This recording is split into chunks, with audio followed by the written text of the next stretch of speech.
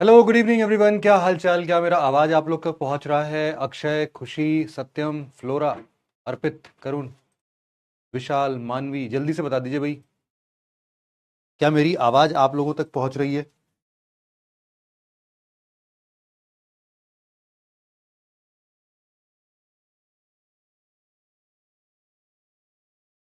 Good evening भाई, सभी को गुड इवनिंग।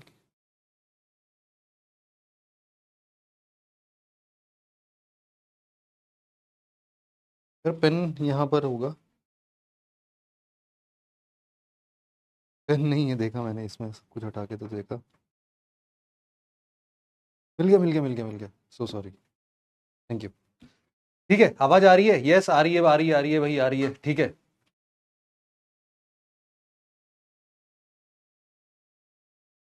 चलो गुड इवनिंग शालू, हसन, गुड्डू, मुस्कान, श्वेता, उज्जवल, निकिता, कृष्ण कुमार, बहुत सारे लोग हैं भाई, सबका नाम नहीं ले सकते।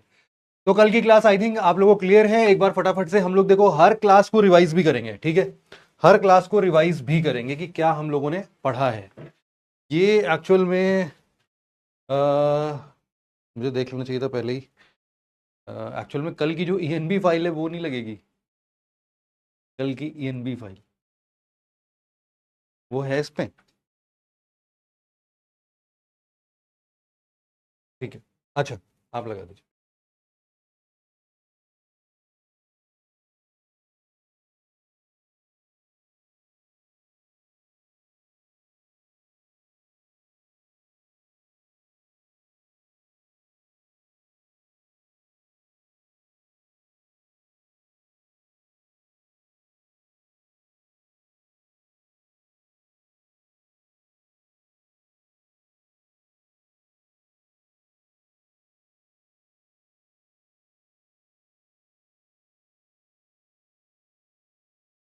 तो फिर कल हम लोगों ने क्या क्या पढ़ लिया था भाई? बेसिक ओरिएंटेशन की। बेसिक ओरिएंटेशन में हम लोगों ने सिलेबस डिस्कस कर लिया था। सिलेबस के साथ साथ हम लोगों ने थोड़े से एनसीईआरटी चैप्टर्स के बारे में समझा था। कौन कौन से चैप्टर्स हमारे लिए जरूरी हैं ये भी हम लोगों ने समझा था। और सिलेबस और एनसीईआरटी क्या पढ़ना है, अब देखो आपके दिमाग में ना हजारों डाउट्स आएंगे हमेशा कि सर ये वाली किताब पढ़नी है, ये वाली पढ़नी है, कौन सी पढ़नी है, क्या पढ़नी है। सिंपल सा बताता हूं यार, जितना मैं बताता हूं उतना पढ़ लो अगर ना, तो भी आपका बेड़ा पार हो जाएगा। तो टेंशन मत लेना, कुछ भी एक्स्ट्रा कर सकते हो तो कर लो, मेरे को कोई चिंता नहीं है। लेकिन मैं जो पढ़ा रहा हूं वो बेयर मिनिमम है, उसको करना ही है, और उससे मेजोरिटी ऑफ द क्वेश्चंस आपके वैसे भी सॉल्व हो जाएंगे। उसके बाद यार अगर आप लोग के पास और भी फ्लैट टाइम है तो आप लोग पढ़ो, कोई दिक्कत नहीं है। पढ़ाई जो है वो कभी भी नुकसान नहीं जाएगी आपकी, ठीक है? किसी न किसी तरीके से काम आएगी। चलो, सबसे पहले रिवाइज करते हैं, फिर आपके किसमिस जो आप लोगों ने खा लिए ना उस पर भी आता हूं मैं। यहां पर साइंस एंड टेक्नोलॉजी में हम लोगों ने बेसिकली हम लोग सिलेबस को देख रहे थे। इसके बाद हम लोगों ने कुछ अपने एनसीईआरटी के लेक्चर्स को देखा था फटाफट से कि हाँ कौन कौन से चैप्टर्स हम लोग को किस एनसीईआरटी से पढ़ने हैं।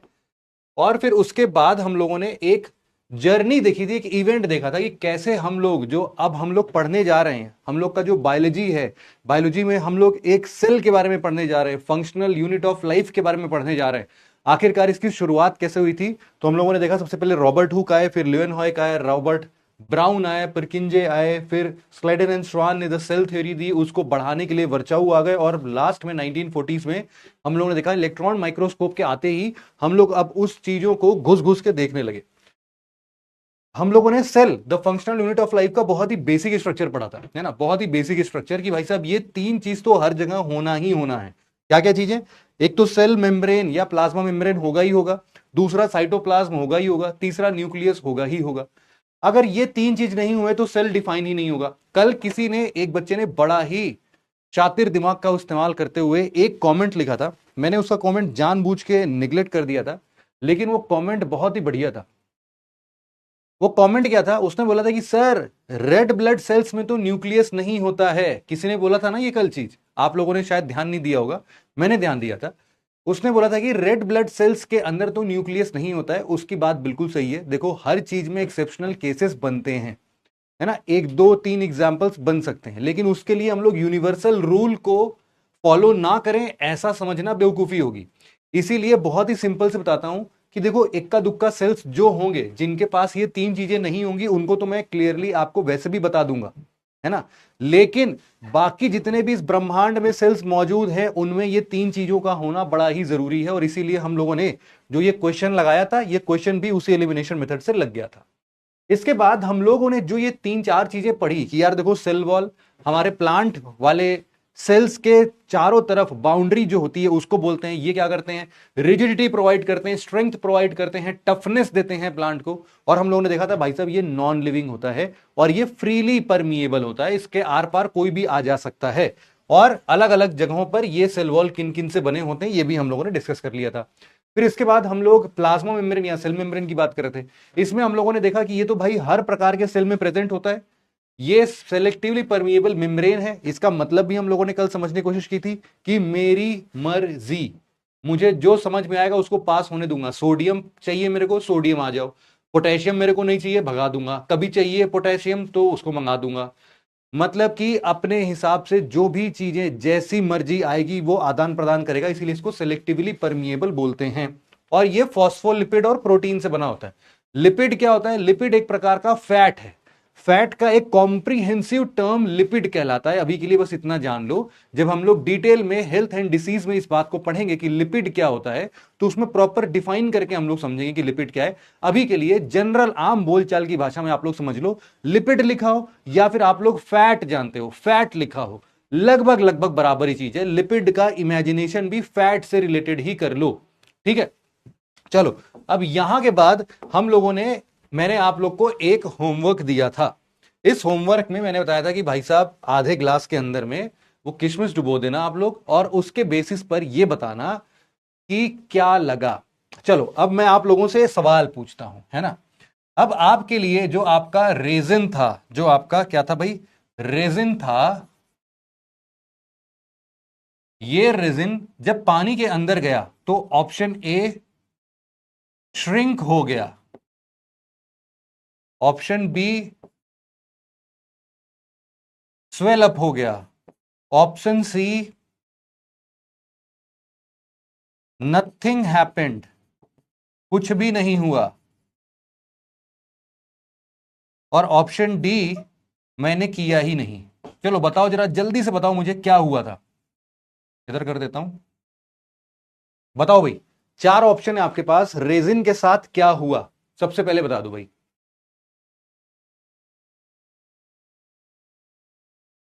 पिचक गया, किशमिश जैसा था और सिकुड़ गया, या फिर वो फूल के कुप्पा हो गया, एकदम बढ़िया गुब्बारे जैसा फूल गया और कुछ भी नहीं हुआ उसको, या फिर मैंने किया ही नहीं। अब इससे भी पता चल जाएगा कितने ज्यादा लोग आलसी प्रवृत्ति के हैं, जो कि सिर्फ और सिर्फ क्लास में पढ़ने तो आते हैं लेकिन काम धंधे होमवर्क से कोई मतलब नहीं है। टीचर आएगा अगले दिन फिर बोल के चला जाएगा मेरा क्या, है ना। तो उन लोग को भी हम लोग पकड़ लेंगे आज के आज कि कौन है ऐसे डी वाले बच्चे जिन्होंने ये हरकत की नहीं।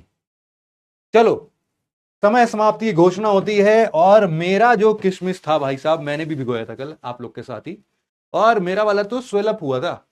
तो मैं तो बी ऑप्शन लगा के रिजल्ट देखता हूं। ओ तेरी, 13% ऐसे लोग हैं जिनकी किशमिश पिचक गई। तो बेटा पानी में उसको किया था या फिर चाशनी में डुबो दिया था किशमिश को? कौन से जमाने के लोग हो? या फिर प्लास्टिक की किशमिश तो नहीं थी तुम्हारी? कोई बोल रहा है किशमिश नहीं था मेरे घर में, कोई बात नहीं बेटा, we will go with the majority, है ना। जैसे वो कौन बने करोड़पति में देखते हो ना कि 4 ऑप्शन है आपके पास, चुनिए इनमें से कौन सा है। तो पब्लिक पोल पर वो क्या करते हैं, पब्लिक पोल पर जिसका ऑप्शन ज्यादा रहता है उसको चुन लेते हैं। तो मैं भी आप लोगों के भरोसे ये बी ऑप्शन पर 72% लोग बोल रहे हैं चुन लेता, ठीक है। ऑडियंस पोल डन, मतलब कि स्वेल अप हो गया, पहली चीज। चलो, अब दूसरा क्वेश्चन भी आप लोग के लिए है। अब जिस पानी में आप लोगों ने भिगोया था उस वाटर को जब आप लोगों ने टेस्ट किया तो वो क्या था, टेस्टलेस। दूसरा ऑप्शन कि वो सॉल्टी लगा आपको, सी ऑप्शन वो थोड़ा बिटर लगा, और डी ऑप्शन आपको थोड़ा मीठा लगा। बताओ भाई क्या लगा, क्या लगा? जो पानी, जिस पानी में भिगोया था उस पानी को अगर टेस्ट किया तो फिर क्या लगा? कोई बोल रहा है लाओ फिर 7 करोड़ मेरे। अबे ऑडियंस को कुछ नहीं मिलता है। फास्टेस्ट फिंगर फर्स्ट में आए थे पहले, मुंह उठा के 7 करोड़ मांग लिए पहले ही। 7 करोड़ मैंने इकट्ठा कभी देखा ही नहीं जिंदगी में, मैं क्या ही दूंगा यार। आशीर्वाद दे सकता हूं, 7 करोड़ के बराबर आशीर्वाद मिलेगा तुम सबको, टेंशन मत लो। तो इसमें हम लोगों ने वाटर के लिए टेस्टलेस, सॉल्टी, बिटर, स्वीट क्या मिला हम लोग को, है ना। बड़े सारे लोग हैं जो कि बोल रहे हैं ए ऑप्शन भी हो सकता है। वाह भाई, इंदल जी जो हैं उन्होंने जब पानी पिया उनका किशमिश बढ़िया नहीं है मुझे लग रहा है फिर तो। ठीक है चलो, अब समय समाप्ति की घोषणा होती। भैया जो मेरा वाला पानी था वो तो मीठा लग रहा था, और मैं जरा देखूं, ओहो इधर भी 74% लोगों के पास ऐसा ही है। पिछली बार भी 13.81। ये क्या कांस्टेंट है क्या भाई? ये ए वाले जो है इतना ही आएंगे हर बार। तो किसी को बिटर भी लगा, अच्छा जी, और किसी को सॉल्टी भी लगा। वाह भाई वाह, इनके चरण जहां पर भी मिले तुरंत ही धुल के पी लेना भाई लोग, है ना। इनको आइडेंटिफाई करो जहां पर जैसे भी ये लोग मिले। किशमिश डुबोने से इनका पानी नमकीन हो गया है ना। मजेदार बात है, इससे ज्यादा मजे की बात हो नहीं सकती है। तो फिलहाल अगेन मैं ऑडियंस पोल के लिए जाता हूं, और जो सबसे ज्यादा लोगों ने उसको चुना है उसी पर जाता हूं। मतलब कि पानी जो है वो मीठा हो गया, है ना।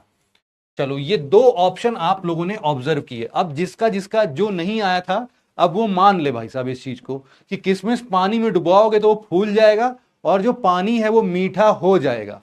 ठीक है, ठीक है भाई।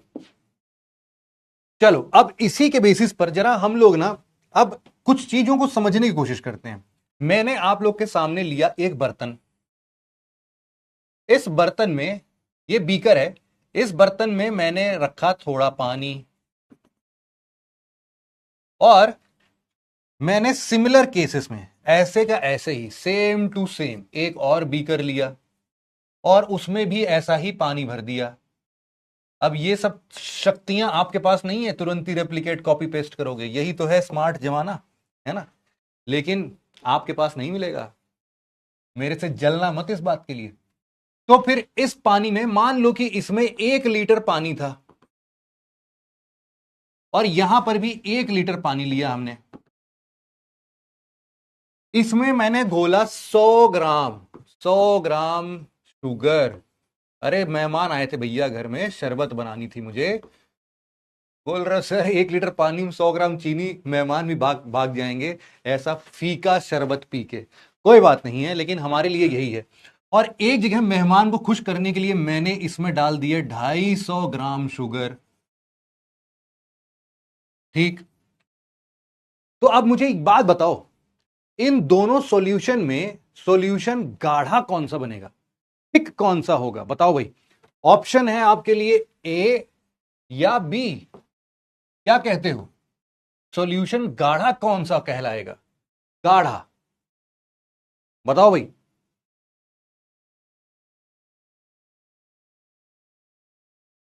बताओ भाई, जल्दी से बता दो। बी बोल रहे हैं सब लोग, ठीक है भाई, मान लेते हैं कि ये वाला सॉल्यूशन गाढ़ा कहलाएगा।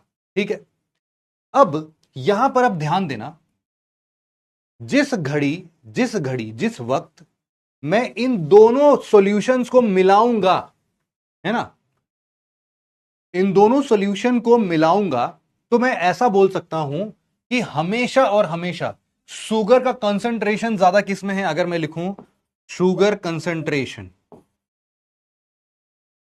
शुगर का कंसंट्रेशन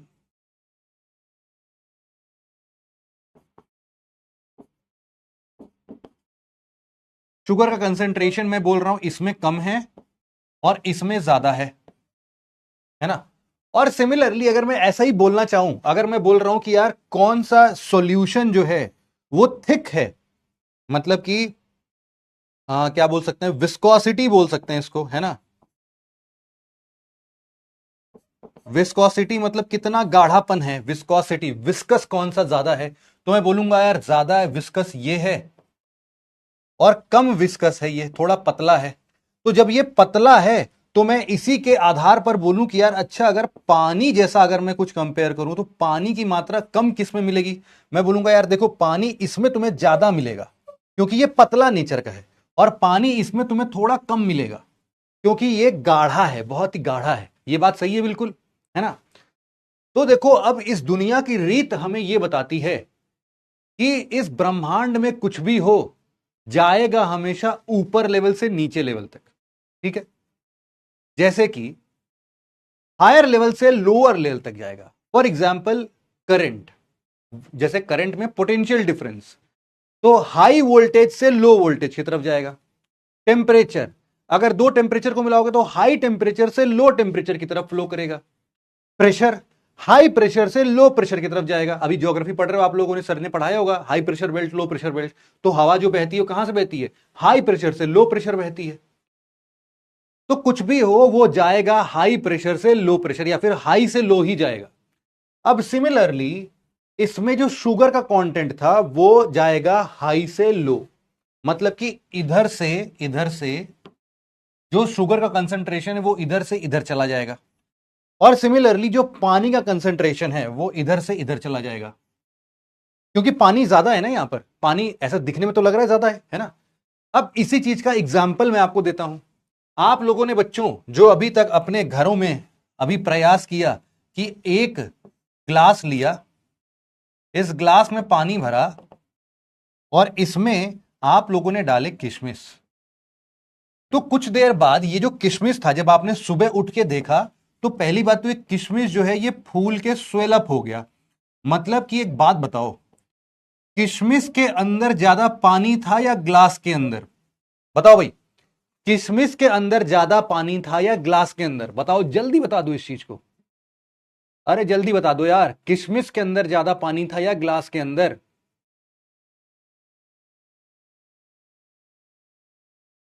अरे मुस्कान, भावना, जानवी, ग्लास के अंदर। ठीक है भैया, ग्लास के अंदर जब पानी ज्यादा था और किशमिश के अंदर पानी कम था तो पानी का फ्लो कहां से होगा? ज्यादा से कम की तरफ। इसीलिए आपकी किशमिश के अंदर पूरा पानी भर गया और वो फूल के कुप्पा हो गई, है ना। ये देखो किशमिश बड़े बड़े साइज के बन गए, है ना। ये क्या प्रोसेस है?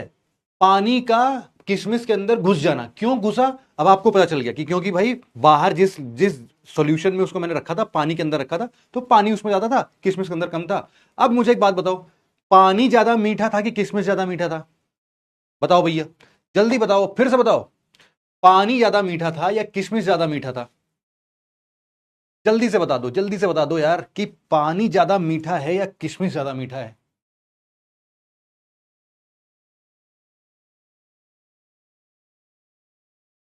तब ने बोला कि भाई किशमिश ज्यादा मीठा है। बोल रहे हैं सर कैसी घटिया बातें पूछ रहे हो मुझसे, आपने खा के नहीं देखा कभी? हाँ मतलब मैंने देखा है, आप लोग का ऐसे ही जनरल कॉमन सेंस पता कर रहा था मैं। तो अब जो मीठापन था, अब सोचो कि मीठा जब किशमिश के अंदर ज्यादा था और पानी के अंदर कम था, तो मीठा कहां फ्लो करेगा? किशमिश से सारा मीठा फ्लो करेगा पानी के तरफ, है ना, क्योंकि कंसंट्रेशन मीठा का ज्यादा कहां है भाई? मीठा ज्यादा किशमिश के अंदर है। तो इसीलिए ज्यादा से कम की तरफ फिर से फ्लो हो गया। तो कहने का मतलब यह है बच्चों कि हर बार यही होगा कि कंसंट्रेशन जो है, जहां पर जिस चीज का ज्यादा होगा वो कम की तरफ फ्लो हो जाएगा, और इसी चीज को हम लोग बोलते हैं डिफ्यूजन। तो मेरी बात ध्यान से सुनना, इस पानी में दोनों प्रोसेस हुआ है। एक प्रोसेस है आपका डिफ्यूजन और एक प्रोसेस है आपका ऑस्मोसिस। अब इन दोनों में मैं आपको बस अंतर समझाता हूं, एक लाइन में अंतर समझ जाओगे दोनों के दोनों में। देखो, मैं बताता हूं कि डिफ्यूजन और ऑस्मोसिस बच्चों एक ही चीज है, दोनों में कोई अंतर नहीं है। डिफ्यूजन में भी कोई चीज हायर कंसंट्रेशन से लोअर कंसंट्रेशन में जाती है, और ऑस्मोसिस में भी कोई भी चीज नहीं बोलूंगा, ऑस्मोसिस में भी हाई कंसंट्रेशन से लो कंसंट्रेशन की तरफ फ्लो होता है। डिफ्यूजन में इस ब्रह्मांड का कोई भी पदार्थ ट्रैवल करे हाई कंसंट्रेशन से लो कंसंट्रेशन में, तो उसको हम लोग बोलेंगे डिफ्यूजन। और डिफ्यूजन का एक स्पेशल केस आता है कि अगर हम लोग पानी का मूवमेंट ट्रैक कर रहे हैं तो फिर हम उस पानी के मूवमेंट को बोलेंगे ऑस्मोसिस। सिंपल सी बात है, डिफ्यूजन के जैसा ही ऑस्मोसिस है। अगर डिफ्यूजन वाटर का हो तो हम लोग उसके लिए एक अलग से नाम रिजर्व करके उसको दे दिए कि भैया तुम पानी हो, चलो तुम पानी हो, तुम बहुत इंपॉर्टेंट हो, तुमको एक अलग नाम देते हैं आज से हम लोग। जब भी पानी का डिफ्यूजन होगा तो आज से हम लोग बुलाएंगे उसको ऑस्मोसिस। ठीक है, ऑस्मोसिस मतलब क्या? पानी, पानी का मूवमेंट। अब इसमें पानी का मूवमेंट कहां हुआ था? बाहर के ग्लास से किशमिश के अंदर। तो अगर मैं बोलूं कि ऑस्मोसिस का एग्जांपल दो बेटा लोग, तो बेटा लोग क्या बोलेंगे बिना बेवकूफी के? वो बोलेंगे कि sir swelling up of resin, swelling up of resin when placed in water. Osmosis का यही बोलोगे कि नहीं बोलोगे? अरे त्विषा पटेल जी, ऑस्मोसिस बोले तो लिक्विड नहीं, गलत हो जाएगा। लिक्विड नहीं, क्या बोला मैंने? वाटर बोला है। ध्यान से सुनो, कान खोल के, आंख खोल के और दिमाग खोल के। अपने मन से कोई भी शब्द का हेर फेर नहीं करना है। अब यहां पर जो डिफ्यूजन है, डिफ्यूजन जो है वहां पर हम लोग लिख सकते हैं example, sweetening of water, sweetening of water when resin is soaked under it। क्या बोलते हो? अब सही है क्या? बताओ भाई, क्या ये सही है? हाँ, अब आप लोग कुछ भी भिगो के देख लेना भाई साहब, सिंपल समझना। पानी अगर उसके अंदर घुसा, चना भिगो देना, किशमिश भिगो देना, मूंग भिगो देना, जो मर्जी आए जिंदगी में भिगो देना उसको। लेकिन अगर उसके अंदर पानी का प्रवेश होता है तो उसको ऑस्मोसिस बुलाएंगे। ठीक है, ये क्लियर हो गई बात? ठीक है भाई, चलो ये भी अपना फंडा डन हो गया। अब यहां पर ना एक नाम लिखना बस। अब आप लोग नाम, अब ये सब आपको समझ में आ रहा होगा कि सर एक बात बताओ, हम लोग पढ़ रहे थे सेल और आप हमें पढ़ाने लगे ऑस्मोसिस, डिफ्यूजन। ये बला हमारे खोपड़िया पे टूटी कैसे? क्योंकि ये तो हम लोग पढ़ ही नहीं रहे थे। अब जरा इस चीज को समझना कि देखो, जब भी हम लोग कोई भी वस्तु किसी एक ऐसे सॉल्यूशन में डाल दें जो कि बहुत ही गाढ़ा हो, जैसे कि मान लो किशमिश को पानी के अंदर डालने की जगह हम लोग उसको शहद के अंदर डाल दें, है ना? या फिर चलो किशमिश भूल जाते हैं, जो अब आपकी फूली हुई किशमिश थी उसके अंदर तो पानी भर गया होगा। ये फूल के कुप्पा हुई किशमिश को अगर अब हम लोग एक रात के लिए शहद में डुबो दें तो अब क्या होगा? मामला पलट जाएगा। अब सोचो, मीठा ज्यादा कहां है, शहद में या किशमिश में? अब आप बोलोगे सर ज्यादा मीठा शहद में है, तो सारा का सारा मीठा कौन हो जाएगा? किशमिश। फिर अब आप बोलोगे कि पानी ज्यादा कहां है, शहद में या किशमिश के अंदर? आप बोलोगे भैया किशमिश के अंदर ज्यादा पानी हो, तो पहले फूल की कुप्पा हो गई है। तो सारा का सारा पानी जो है वो किशमिश से बाहर निकल के शहद में चला जाएगा। अब इस वजह से हम लोग क्या देखेंगे कि ये सारा का सारा पानी जो है बाहर निकल गया। मतलब कि अगर हम लोग कोई भी एक वस्तु को किस सॉल्यूशन में डालते हैं, उसका गाढ़ापन कितना है, उसकी विस्कोसिटी कितनी है, उसके बेसिस पर हम लोग डिफाइन कर पाएंगे। ठीक है, उसकी थिकनेस कितनी है, फ्लो कैसा है। अब इसी के बेसिस पर हम लोग ऐसे सिचुएशन में दो नाम को प्रपोज करते हैं। हम लोग बोलते हैं जिसमें तुम्हारा शुगर, शुगर अब जरूरी नहीं है हर बार चीनी घोलना है भाई, तुम नमक भी घोल सकते हो, तुम्हें जो मर्जी है वो घोल दो, है ना? जो भी चीज को घोलोगे उसका एक स्पेशल नाम है, उसको हम लोग कॉमनली बोलते हैं सॉल्यूट। ठीक, और जिस चीज में उसको घोलते हो उसको बोलते हैं, उसको बोलते हैं, जिस भी चीज में घोलते हो उसको हम लोग बोलते हैं सॉल्वेंट। और जब सॉल्वेंट में सॉल्यूट को घोल दोगे तो इन दोनों के कॉम्बिनेशन से तुमको एक नायाब चीज मिलेगी जिसको हम लोग बोलेंगे, इन दोनों को जब जोड़ोगे तो तुम्हें एक नायाब चीज मिलेगी, वो मिलेगा सॉल्यूशन। अब ये जो सॉल्यूशन मिल रहा है तुम्हारा, अब ये दो प्रकार का हो सकता है। ठीक है, ये दो प्रकार का हो सकता है यार, दो प्रकार के। कौन कौन से? ये दो प्रकार में पहला प्रकार जो है वो एक ऐसा प्रकार होगा जिसमें सॉल्यूट ज्यादा है। जिसमें सॉल्यूट ज्यादा है, ऐसे सॉल्यूशन को हम लोग नाम देंगे हाइपरटोनिक। Hypertonic solution. सॉल्यूशन का दो प्रकार है, उसमें पहला प्रकार है हाइपरटोनिक सॉल्यूशन। हाइपरटोनिक सॉल्यूशन वो सॉल्यूशन है जिसमें सॉल्यूट की मात्रा ज्यादा है, मतलब जो गाढ़ा होगा उसको बोलेंगे हाइपरटोनिक, और जो पतला होगा उसका नाम देंगे हम लोग हाइपोटोनिक।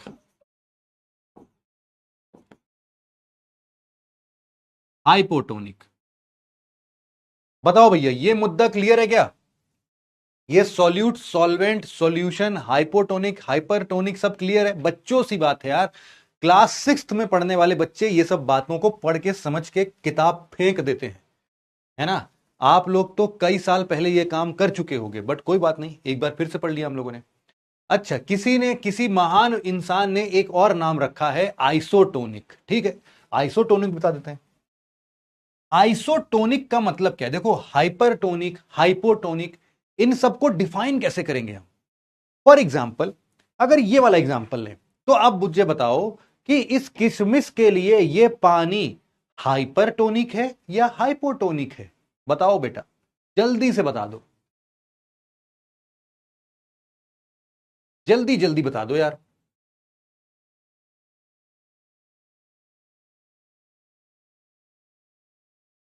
जल्दी बता दो यार।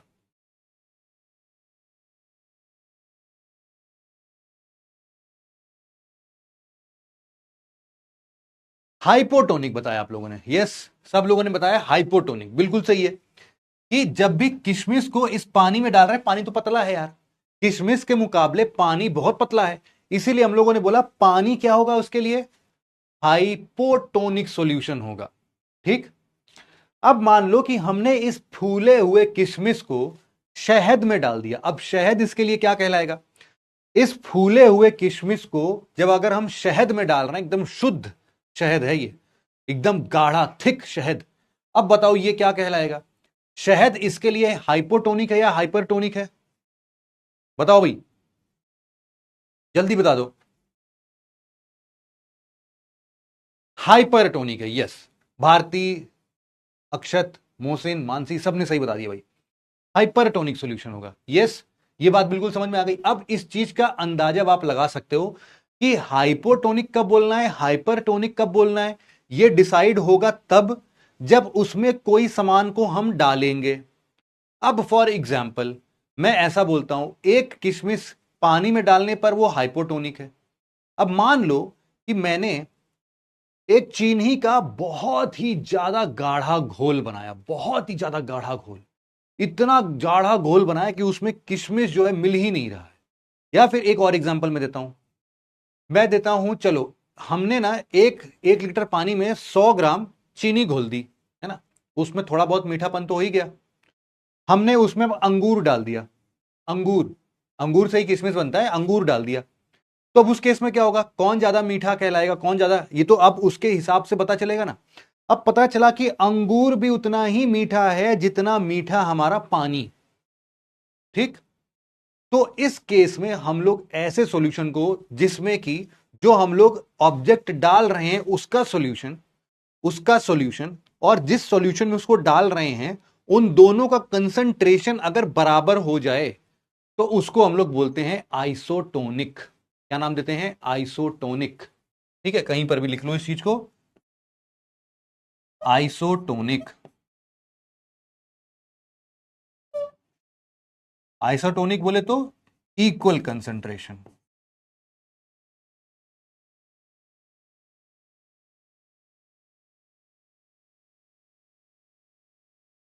तो बतिया भेजे में घुसी क्या? क्या बोलते हो?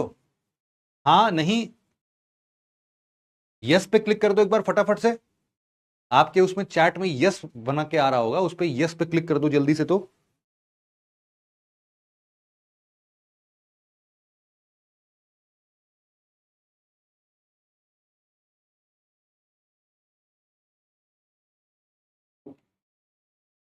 यस, चलो बहुत ही बढ़िया, बहुत ही बढ़िया।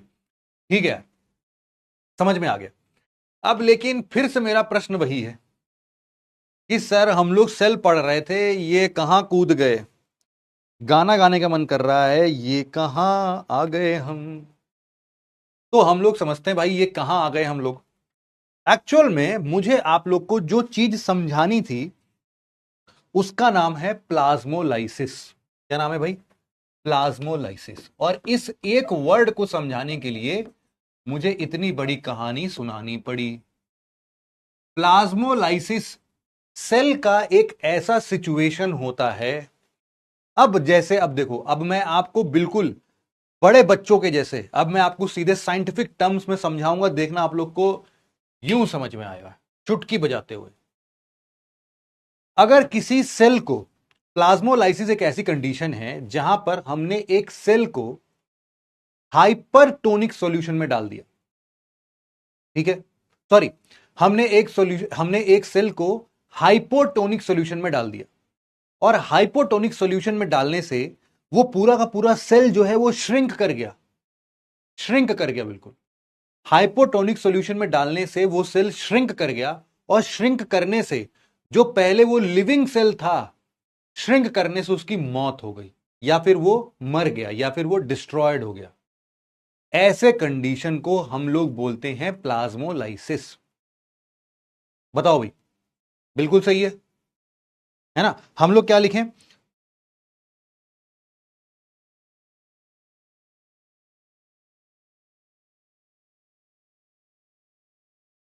हम लोग बोलते हैं कि जब भी हाइपरटोनिक सॉल्यूशन में, अच्छा एक बार फिर से चलो इसको लिख लेते हैं, इसको लिख लेते हैं तो समझ में आ जाएगा। इसको लिखना आप लोग साथ साथ लिखते चलो फटाफट से कि a cell when a cell is when a cell or living organism is exposed, when a cell is exposed to extreme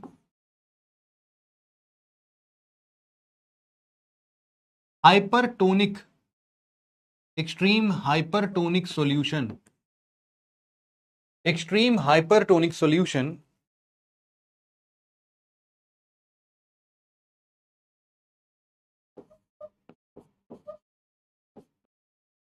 it will lose all its fluid content and gets shrinked and get shrinked, resulting in the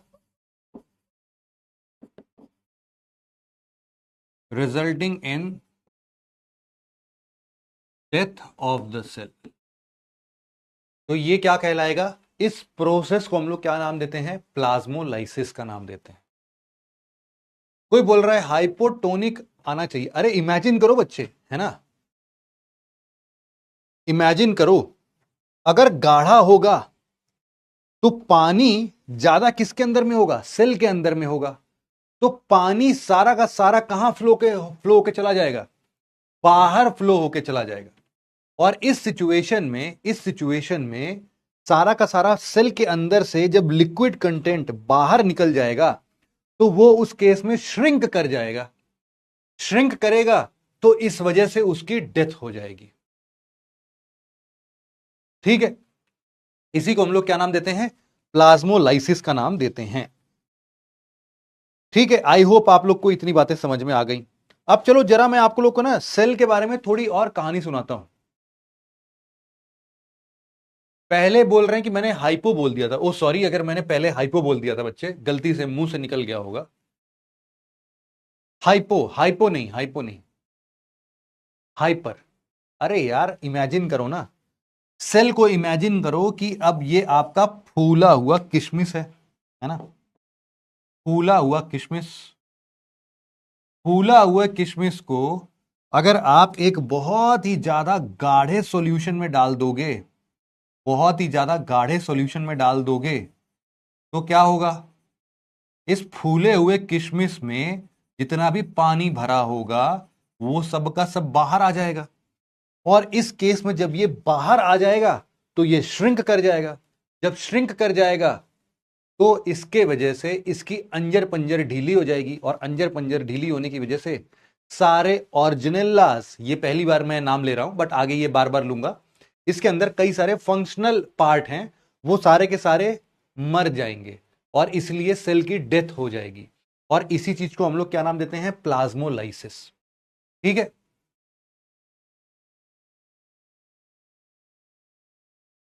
कोई बोल रहा है कि osmosis के example को हम लोग plasmolysis बोल सकते हैं। हाँ जी बोल सकते हैं, बिल्कुल बोल सकते हैं। लेकिन लेकिन हर बार जरूरी नहीं है यार कि हम ये थोड़ी ना बोल रहे हैं कि सेल के अंदर में पानी भरा है। आपको पता है सेल के अंदर में क्या भरा है?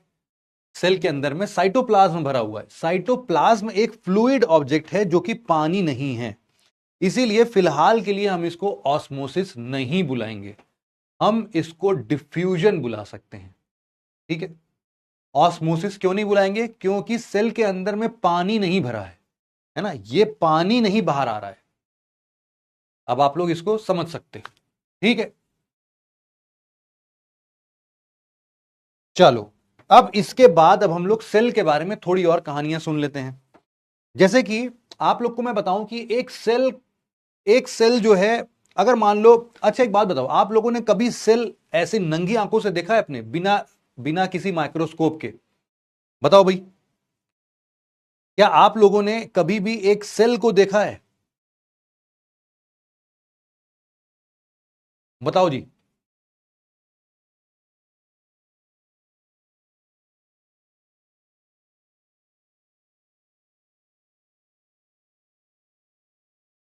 कोई बोल रहा है देखा है, कोई बोल रहा है नहीं देखा है। अरे यस, कुछ लोगों ने बताया भी, अंडा जो देखते हो ना, एग, एग क्या है जो एग खाते हो? वो एग अपने आप में सेल है, वही सेल है। जब, पता नहीं अब आप में से कितने लोग एगिटेरियन होंगे, लेकिन जितने भी लोग एगिटेरियन हैं वो इस चीज को समझ पाएंगे कि जब भी हम लोग वो अंडे के बाहर वाले शेल को छीलते हैं तो उसके अंदर एक पतली सी थिन लेयर भी होती है ना, बड़ी पतली सी थिन लेयर भी होती है। वो क्या है? प्लाज्मा मेम्ब्रेन है। और जो उसके अंदर पूरा व्हाइट कलर का चीज होता है वो क्या होता है? उसको हम लोग बोलते हैं साइटोप्लाज्म। और जो अंदर येलो कलर का होता है उसको हम लोग बोलते हैं न्यूक्लियस। तो जो अंडा है वो क्या है? वो भी एक सेल है। तो हम लोगों ने सेल तो देखा है भाई साहब, है ना, सेल तो देखा है। लेकिन अब अगर कोई नॉर्मल भाषा में आपसे बोले कि क्या एक सिंगल सेल का प्राणी हो सकता है, मतलब कि क्या कोई सिंगल सेल या फिर सिंगल सेल्ड लिविंग ऑर्गेनिज्म हो सकता है, तो आप लोग क्या जवाब दोगे? हां बोलोगे या नहीं बोलोगे? जब भी किसी ऑर्गेनिज्म को आप लोग देखते हो, जैसे हम लोग हैं, जीता जागता जानवर, चिड़िया, पक्षी, पेड़ पौधे, क्या आप लोग बोल सकते हो कि वो लोग एक ही सेल के बने हैं? सिर्फ एक सेल के, दूसरा सेल है ही नहीं उनके शरीर में। यस, किसी ने एग्जाम्पल बहुत बढ़िया दे दिया यार, अमीबा का एग्जाम्पल दे दिया। ऐसे कई बार बैक्टीरिया होते हैं, वायरस होता है, ये सब क्या है? ये सब हमारे अमीबा, बैक्टीरिया, ये सब कहलाते हैं हमारे सिंगल सेल्ड ऑर्गेनिज्म। ये सब एक सेल के होते हैं। अगर आप लोग को अमीबा बनाना है, अमीबा लिख लो, पेंसिलियम लिख लो, जो भी मन में आए वो लिख दो। मैं आपके लिए यहां पर देखो, मैं दिखाता भी हूं आप लोग को, ये देखो जरा,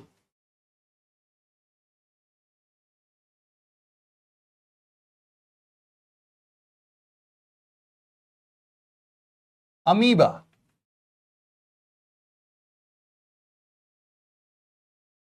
ये देखो, ये है आपका प्यारा सुंदर सा अमीबा। टेढ़ा मेढ़ा कुछ भी बना के उसके अंदर कुछ भी ऐसे रंग दोगे तो क्या बन जाएगा? अमीबा बन जाएगा। ठीक है, तो ये क्या है हमारे लिए? अमीबा। थोड़ी सुंदर फोटो ले लेता हूं जो थोड़ा क्लियर दिखे, बस और क्या।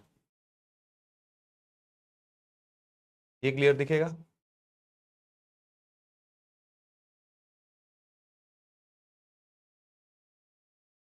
यस, ये थोड़ा क्लियर है। इसको काट के ले चलते हैं अपने पास।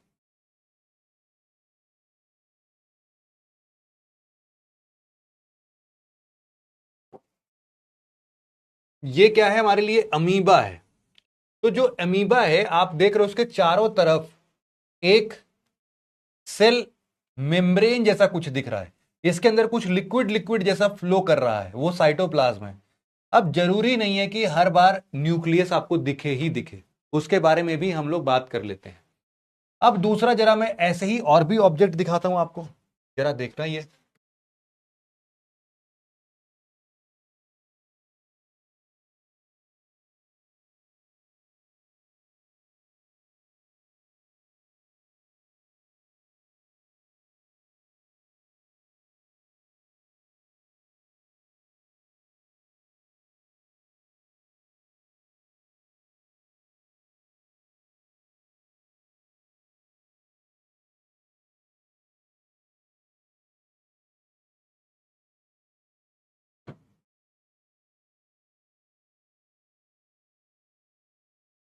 जो कीटाणु दिखते हैं, कीटाणु, ये ले लो।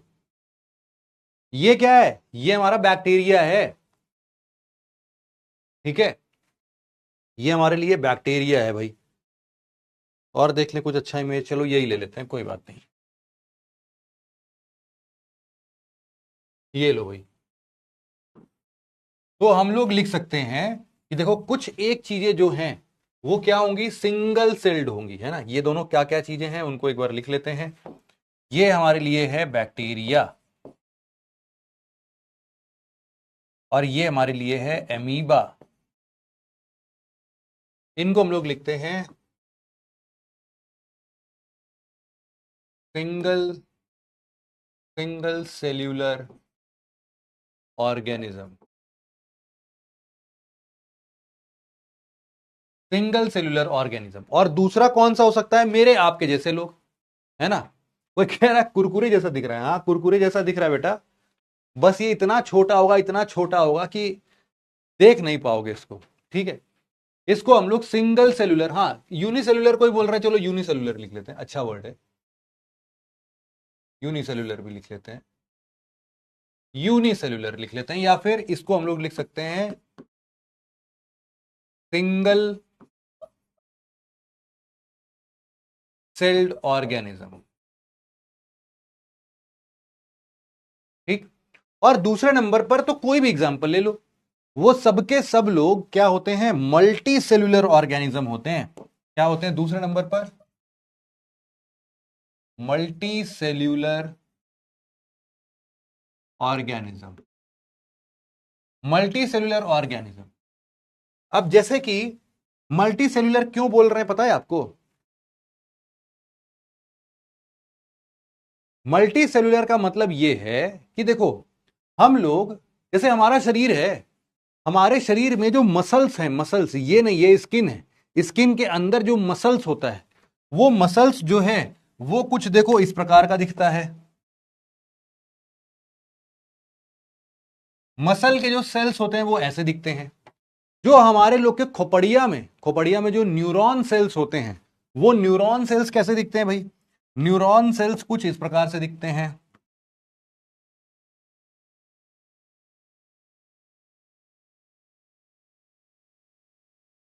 इसको अगर आप लोग बना सकते हो तो बना लो यार।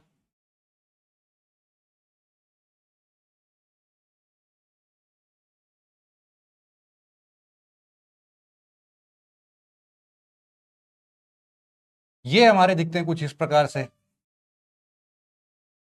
ये क्या है? हमारे लिए न्यूरॉन सेल्स हैं। ये क्या है? हमारे लिए मसल्स वाले सेल हैं।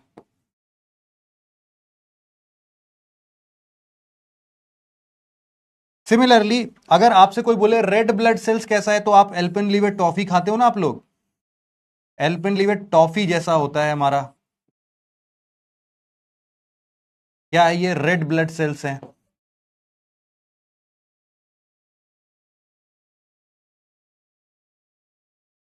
तो इसी प्रकार से हमारे कई सारे अलग अलग मिलते हैं। जैसे मान लो, अगर अगर कोई हमारा, जैसे मान लो जो स्पर्म है, स्पर्म भी अपना क्या है? एक प्रकार का सेल है ना। तो वो सेल जो है वो देखो कुछ इस प्रकार से दिखेगा। जो ओवम एग होता है, वो अलग सेल होता है, वो कुछ इस प्रकार से सेल दिखता है।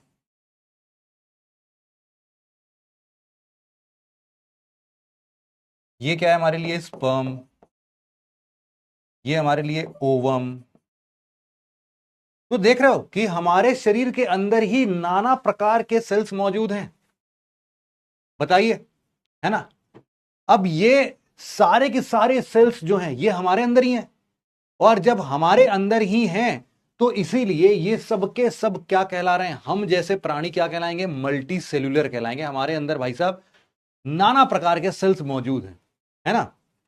ये नाना प्रकार के सेल्स मौजूद हैं और इन्हीं को हम लोग क्या नाम देते हैं? Multi cellular organism. लेकिन एक बात का ध्यान देना, यहां पर नोट डाल के जरा इस बात को बच्चे लोग जल्दी से लिख लो। नोट डालना, नोट, बहुत ही जरूरी बात। और इससे कल की क्लास से एक चीज भी क्लियर हो जाएगी। कल की क्लास में हमने पढ़ा था, कोई पूछे लार्जेस्ट सेल कौन सा है? लार्जेस्ट सेल तो आप लोग बोलना ऑस्ट्रिच का एग। ऑस्ट्रिच का अंडा जो होता है इस पूरे ब्रह्मांड में, फिलहाल अभी तक को जितना हम लोग को पता है, उसमें सबसे बड़ा सेल जो है वो ऑस्ट्रिच का अंडा होता है। ठीक है, ऑस्ट्रिच एग। नोट डाल के लिखना जरा यहां पर कि every multi cellular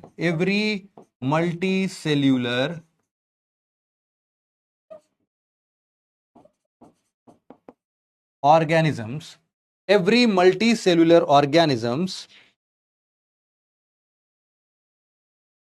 every multicellular organisms are made from single cell, are made from single cell. Every multicellular organisms are made from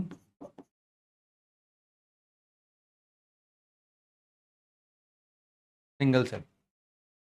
मतलब कि हां, किसी ने बहुत ही सही आंसर दिया, मानसी कुमारी। मानसी कुमारी के लिए जोरदार तालियां भाई, बहुत ही बढ़िया। तो हम लोग जब पैदा हुए ना, मैं, आप और जितने भी बच्चे क्लास में हैं, हम सब लोग जब पैदा हुए थे तो हम लोग एक ही सेल थे जिसका नाम जाइगोट था। जाइगोट एक सेल, ठीक है। फादर के साइड से स्पर्म और मदर के साइड से एग, दोनों फ्यूज हुए और फ्यूज होने के बाद एक सेल बना, उसको हम लोग नाम देते हैं जाइगोट। अब इसी जाइगोट को बार बार बार बार मल्टीप्लाई होते होते होते होते मैं और आपके जैसे लोग बन गए, है ना?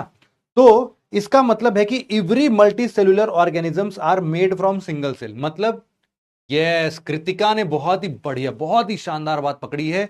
और कृतिका गोधर के लिए जोरदार तालियां हो जाए भाई, बहुत ही बढ़िया। वर्चाउ ने ऐसा बोला था। वर्चाउ ने क्या बोला था? तीसरा लॉ दिया था सेल थ्योरी में, और उन्होंने बोला था कि every cell comes from its pre existing cell, है ना? Every cell comes from its pre existing cell. कैसे? ये देखो, हम लोग एक ही सेल थे, बार बार उसी सेल को डिवाइड होके दो बने, दो से चार बने, चार से आठ बने, आठ से 16, 24, 32 जो भी है बनता गया।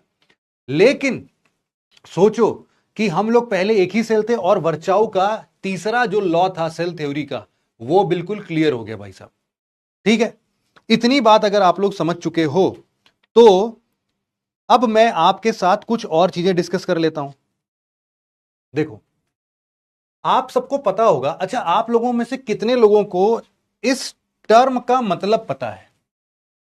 क्या यह शब्द आप लोगों ने पहली बार सुना है?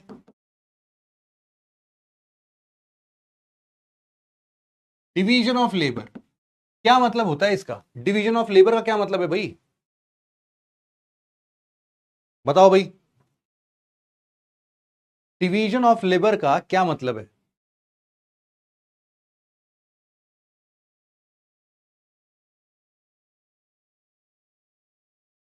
लोग बोल रहे हैं पता है, यस पता है, लेकिन मतलब क्या है ये तो बताओ। डिवीजन ऑफ लेबर का क्या मतलब है? Division of sales? दिव्यांश का पूछना है। नो बेटा, बिल्कुल भी नहीं। डिवीजन ऑफ लेबर का मतलब क्या है? किसी ने बोला काम बांटना, चलो किसी ने बोला फंक्शन का डिवीजन होता है, ये भी सही है। और आदर्श चतुर्वेदी जो हैं इस क्लास के सबसे नालायक बच्चों में से एक माने जाएंगे, उन्होंने बोला है मजदूर का भाग। ठीक है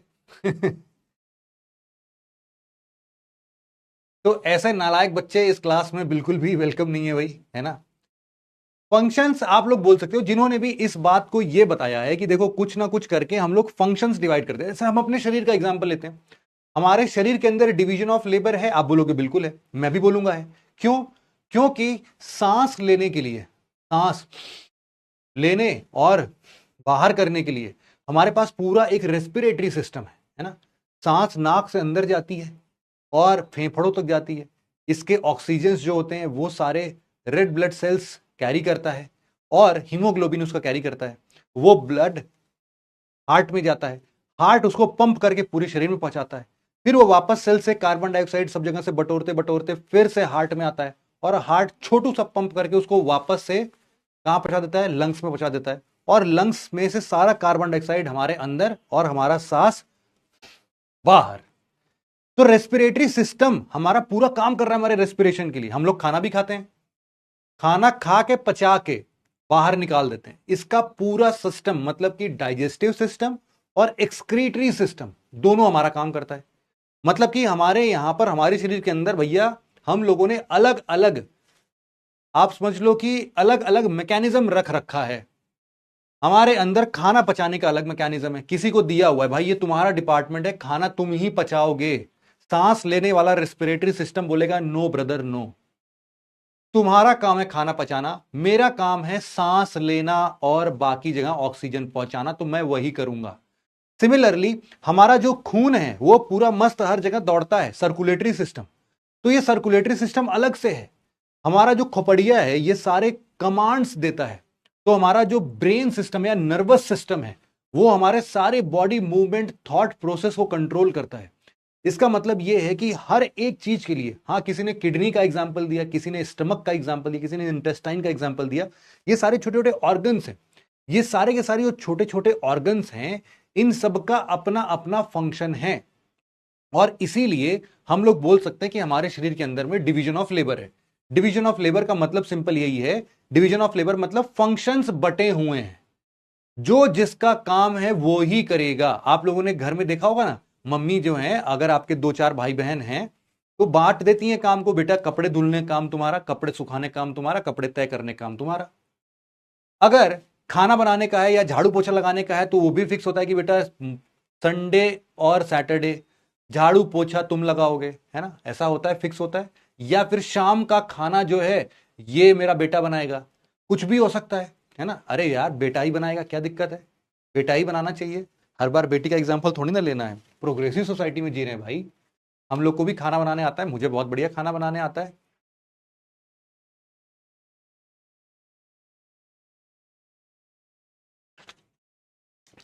ठीक है, तो ये बात क्या है डिवीजन ऑफ लेबर की। अब सोचो यही डिवीजन ऑफ लेबर हमारे सेल के अंदर भी होते हैं, है ना। अब डिवीजन ऑफ लेबर का मतलब आप लोग समझ चुके हो कि हम लोग लिख सकते हैं कि as our body have different organs, bracket में चाहे तो लिख लो इन सब में, brain, stomach, liver, heart, lungs, intestine etcetera, बहुत सारे हैं ऐसे, कितना लिखोगे। As our body have different organs to perform different functions,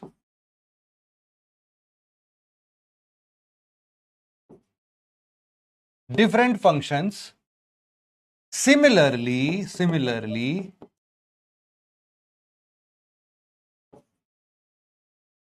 every cells, जो अब सेल पढ़ रहे थे हम लोग, सेल के अंदर भी यही ऐसा ही डिवीजन ऑफ लेबर है। एवरी सेल्स हैव डिफरेंट ऑर्जिनलास, ये स्पेलिंग पढ़ लेना इसकी, क्या है, जैसे कि हमारे शरीर में अलग अलग ऑर्गन्स होते हैं वैसे ही एक सेल के अंदर भी ऑर्जिनलास होते हैं। ठीक है, ये जो ऑर्जिनलास हैं ये सारे के सारे जो हैं यही सारे के सारे ऑर्जिनलास फंक्शन करते हैं। ये बोल सकते हैं कि every cells have different organelles to function. ठीक है, ये क्या है, have different organelles to function. Organelles, every cells have different original loss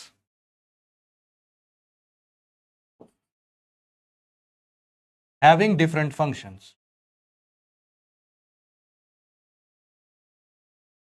इसमें लिखना कि these original laws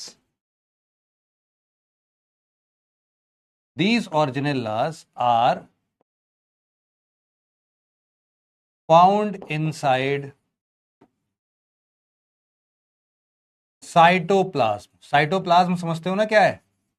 अरे वही जो फ्लूइड वाला लिक्विड था अपना, है ना। कोई पूछ रहा है ऑरिजिनलास मतलब क्या, बेटा बता तो दिया, जैसे हमारे यहाँ ऑर्गन होते वैसे ऑरिजिनलास है ना। ऑरिजिनलास जो है अभी क्या है वो पता चल जाएगा हमें, डोंट वरी। ठीक, अब हम लोग को ये भी बात समझ में आ गया कि भाई साहब ये सारे के सारे जो ऑरिजिनलास हैं वो एक्चुअल में हमारे साइटोप्लाज्म के अंदर हैं। तो अब ये हमारे पास दिमाग में आएगा कि सर जरा ये बताना कि ये ऑरिजिनलास हैं क्या क्या। ऑरिजिनलास लाइक क्या क्या हो सकता है, लिखना स्टार्ट करो। एक होता है माइटोकॉन्ड्रिया, जैसे हमारा पेट वगैरह हम लोग लिख रहे थे ना, अलग अलग ऑर्गन्स, तो वैसे ही सेल के अंदर माइटोकॉन्ड्रिया। हमारे पास और क्या हो सकता है, एक हो सकता है, इनका नाम अलग अलग है लेकिन कठिन भी हो सकता है आप लोग के लिए अगर पहली बार पढ़ रहे हो, लेकिन पढ़ना पड़ेगा। Endoplasmic reticulum. और क्या हो सकता है, राइबोसोम्स। और क्या हो सकता है, लाइजोसोम्स। और क्या हो सकता है, गोल्गी बॉडीज। और क्या हो सकता है, सेंट्रियोल्स, एटसेट्रा। बहुत सारा है, ऐसे भी बता दूंगा। ठीक है, तो मतलब कि अगर हम लोग ऐसा समझते हैं ये सब के सब अपने फंक्शन होंगे, जैसे हमारा पेट कुछ काम करता है, लीवर कुछ काम करता है, वैसे ही समझ लो ये सारे भी अपना अपना काम करते हैं। अब ये सब क्या काम करते हैं हमें एक्चुअल में यही पढ़ना है। तो अगर हम लोग जरा इस चीज को इस हिसाब से डिफाइन करके देखें कि जो सेल स्ट्रक्चर है हमारा, सेल स्ट्रक्चर जो है, सेल स्ट्रक्चर वो आखिर किन किन पार्ट्स में डिवाइडेड है ना। अगर हमसे कोई पूछ लेता है तो हम बोलेंगे कि देखो तीन पार्ट्स मोटा मोटा आप काउंट करके देख सकते हो। कौन से ये तीन पार्ट है जरा देखते हैं। पहला पार्ट जो है, पहला पार्ट जो है उसको हम लोग बोल सकते हैं हमारा आउटर कवर।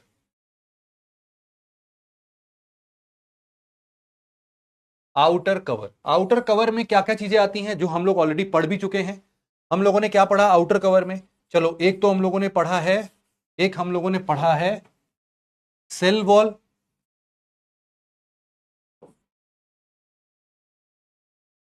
और एक हम लोगों ने पढ़ा है, एक हम लोगों ने पढ़ा है, आज मेरा फेवरेट कलर नहीं है एक,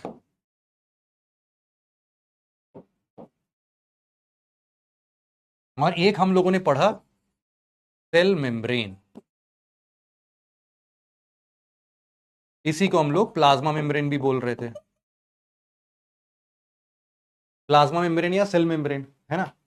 दूसरे नंबर पर हम लोग लिख सकते हैं हमारा था क्या, साइटोप्लाज्म, है ना। दूसरे नंबर पर क्या था, साइटोप्लाज्म। और हम लोगों ने अभी अभी पढ़ा है कि साइटोप्लाज्म के अंदर ही सारे ऑर्जिनेलास प्रेजेंट होते हैं।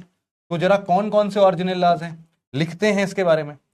सबसे पहले हम लोग लिखते हैं, हम लोग लिखते हैं माइटोकॉन्ड्रिया।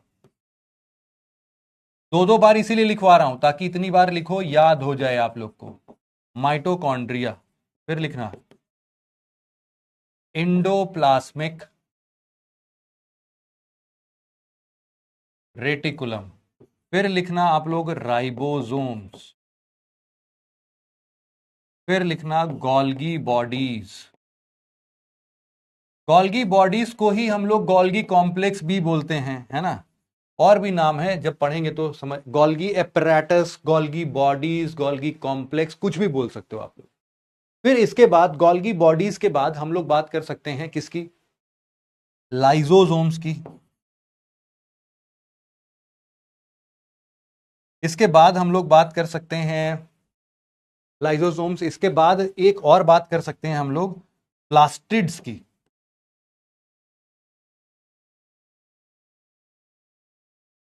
प्लास्टिड्स। इसके बाद हम लोग बात कर सकते हैं प्लास्टिड्स के बाद हम लोग बात कर सकते हैं, यस, प्लास्टिड के बाद हम लोग बात कर सकते हैं सेंट्रोसोम की। सेंट्रोसोम।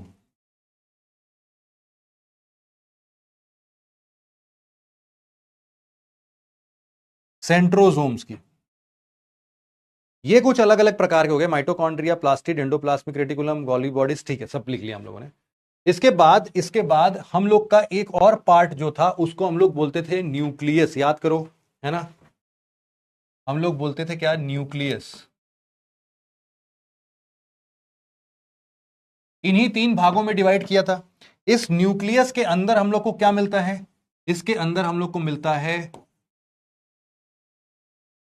Genetic material. ये बात क्लियर है? चलो, अब ये आप लोग के लिए नाम थोड़ा टफ हो सकता है। ये नाम पहली बार जो भी सुन रहा होगा वो सब कुछ भी बोल रहे हैं कि कुछ भी लिखा हुआ है, क्या ही लिखें। अभी के लिए बस सुनो इसको, सारी चीजें समझ में भी आ जाएंगी, है ना। किसी ने बोला वोक्यूल भी लिख दो, ठीक है यार, वोक्यूल भी लिख देते हैं।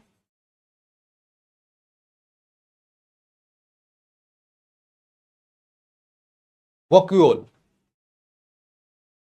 अब हम लोग यहां पर जो मैंने अलग अलग कलर से लिखा है, वो कलर क्यों लिखा है वो मैं आपको बता देता हूं। देखो, जो भी चीजें ग्रीन कलर से लिखी हैं, है ना, ग्रीन कलर से जो भी चीजें लिखी हैं, ये सिर्फ और सिर्फ प्लांट सेल में ही मिलते हैं। जो भी चीजें पिंक कलर से मिलती हैं, पिंक कलर से लिखा है मैंने, वो सिर्फ एनिमल सेल में ही मिलते हैं। और जो चीज मैंने ब्लू कलर से लिखा है वो दोनों सेल्स में मिलता है। ठीक है। तो देखो, सेल वॉल जैसे हम लोग को पढ़ रहे थे, सेल वॉल कहां? सिर्फ और सिर्फ पौधे में मिलता है ना, सिर्फ पेड़ में मिलेगा, पेड़ के सेल्स में या फिर प्लांट्स के सेल में मिलेगा हमें। सिमिलरली प्लास्टिड्स, प्लास्टिड्स कहां मिलेगा? सिर्फ और सिर्फ हमें कहां पर मिलेगा? सिर्फ और सिर्फ हमें भाई मिलेगा ये अपने प्लांट में। सेंट्रोजोम क्या है, अब वो हम लोग एक एक करके पढ़ लेते हैं। चलो, सबसे पहले हम लोग पढ़ते हैं माइटोकॉन्ड्रिया के बारे में। ये दो चीज पढ़ चुका है हम लोगों ने। अब हम लोग साइटोप्लाज्म पर आते हैं और इसके बारे में एक बार बात करते हैं। इससे पहले कि हम लोग इन सभी स्ट्रक्चर्स को पढ़ें, मैं चाहता हूं कि मैं आपको एक बार सेल प्रत्यक्ष रूप से दिखा दूं आप लोगों के लिए, है ना। तो आप में से कितने लोग हैं जो कि सेल को देखना चाहते हैं?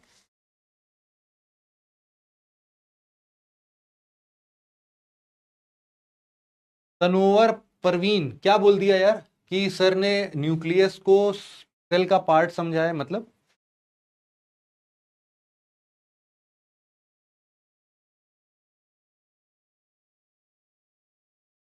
चलो ठीक है, बात करते हैं, एक बार जरा खोजते हैं, अगर हमें कुछ मिल जाता है तो।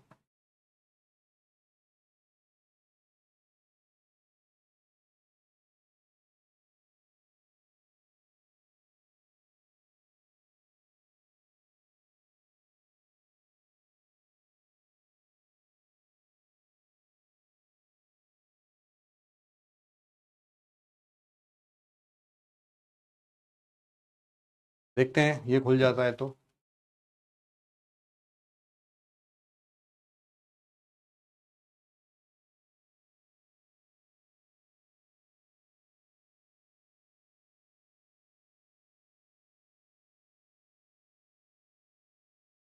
ये वाला सेल उतना अच्छा नहीं है।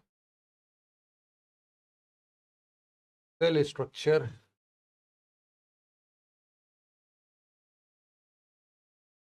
3D model.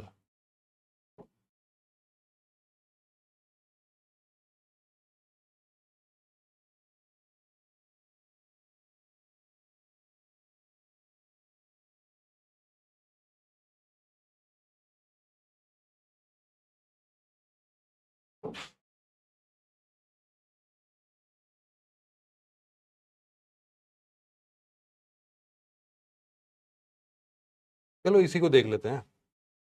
कोई बात नहीं, इसमें समझ में तो आ ही जाएगा सब, ठीक है।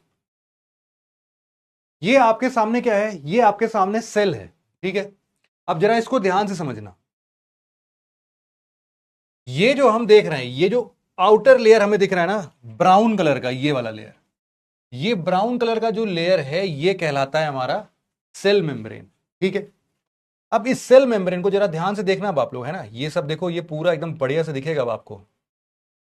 यहां पर अब आपको ना कुछ कुछ और भी चीजें दिख रही होंगी, जैसे कि इस सेल के अंदर में ये जो येलो येलो कलर का पार्ट दिख रहा है, ये येलो वाले सारे के सारे पार्ट क्या कहलाते हैं हमारे, साइटोप्लाज्म, ठीक है। यही क्या है, साइटोप्लाज्म है। यहां पर एक जो और ब्राउन कलर का आप हिस्सा देख रहे हो, ये क्या कहलाता है, न्यूक्लियस कहलाता है ना। इस न्यूक्लियस के चारों तरफ देखो कुछ और भी ऑब्जेक्ट लगे हुए हैं, है ना। इसमें देखो कुछ ऐसे ट्यूब लाइक स्ट्रक्चर्स हैं। इसके ऊपर अगर आप थोड़ा सा जूम करके मैं आपको दिखाऊं तो आपको यहां पर आप ध्यान से देखना, देखो इन सभी स्ट्रक्चर्स पर आपको ऐसे छोटे छोटे डॉट डॉट दिख रहे होंगे, है ना। आपके बस नॉर्मल जानने के लिए मैं आपको बता देता हूं कि ये जो रेड रेड कलर के डॉट डॉट दिख रहे हैं यहां पर, यही राइबोसोम्स हैं। और ये जो पिंक कलर का आपका ट्यूब लाइक स्ट्रक्चर दिख रहा है, ये आपका एंडोप्लाज्मिक रेटिकुलम है ना। सिमिलरली यहां पर देखो, ये जो एक हॉट डॉग जैसा चीज दिख रहा है आपको, ये आपका है माइटोकॉन्ड्रिया। क्या है भाई, ये है आपका माइटोकॉन्ड्रिया। सिमिलरली यहां पर ये जो हिस्सा देख रहे हो, ये हिस्सा, ये जो ट्यूब लाइक स्ट्रक्चर देख रहे हो आप लोग, इसको हम लोग बोलते हैं सेंट्रियोल्स। ये जो आप देख रहे हो, इसको हम लोग बोलते हैं गोल्गी बॉडीज, है ना। तो ऐसे ही अलग अलग प्रकार की चीजें हम लोग को देखने को मिलेंगी अभी। तो हम लोग इन सब चीजों को डिटेल में जरा एक बार पढ़ के देखते हैं, ठीक है। और भी चीजें हैं क्या इधर, इधर कुछ दिख रहा है मुझे, इधर कुछ और भी चीजें दिख रही हैं, देख लेते हैं। अरे जल्दी जाओ यार, ओ सेंट्रियोल ही है, ठीक है। यहां पर ये जो छोटू सा एक और उठा हुआ चीज देख रहे हो आप, इसको आप लाइजोसोम बोल सकते हो, है ना, लाइजोसोम बोल सकते हो। तो ऐसी अलग अलग चीजें आपको दिखती रहेंगी, ठीक है। तो इन सभी चीजों को हम जरा और डिटेल में भी पढ़ते हैं और फिर उसके बाद वापस इस इमेज पर आ जाएंगे, डोंट वरी। यहां पर जरा एक बार ऐसे ही लिखता हूं, सेल स्ट्रक्चर देखते हैं क्या आता है एक बार। एनिमल सेल,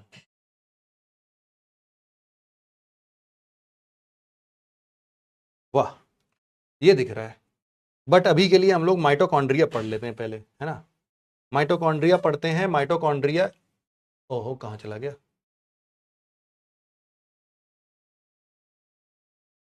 ये एक और सेल का खुला हुआ हिस्सा है। हम लोग माइटोकॉन्ड्रिया पढ़ते हैं पहले तो, है ना। माइटोकॉन्ड्रिया देखो, सबसे पहला टॉपिक जो है हमारा वो ये माइटोकॉन्ड्रिया ही पढ़ने का है। यहां पर ये जो आप लोग देख रहे हो, ये बर्गर, आप लोगों ने कभी हॉट डॉग देखा है ना, हॉट डॉग खाने जाते हो, ऐसा लंबा सा रहता है, उसको ब्रेड को बीच से काटते हैं, उसके अंदर बढ़िया खीरा और गाजर और पता नहीं क्या क्या चीजों की ड्रेसिंग करते हैं, सॉस वगैरह डालते हैं, व्हाइट सॉस, रेड सॉस, और फिर उसको बंद करके आपको दे देते हैं कि लो भैया खाओ। समझ लो वैसा ही आपका क्या है, माइटोकॉन्ड्रिया भी है। वैसा ये इसको आधे काट के हम लोग देखते हैं तो ऐसा ही स्ट्रक्चर कुछ देखने को मिलता है। सबसे पहले आप लोग को जो इसमें ध्यान देने वाली बात ये है, वो ये समझना है कि देखो ये जो आपका माइटोकॉन्ड्रिया है, ये डबल लेयर्ड है। बाहर का तो एक लेयर है ही है, अंदर का भी देखो एक लेयर और है, देख रहे हो, ये डबल लेयर्ड है कि नहीं। ये डबल लेयर्ड दिख रहा है क्या आपको, ये देखो, ये पूरा क्या है, डबल लेयर्ड स्ट्रक्चर है, ठीक है।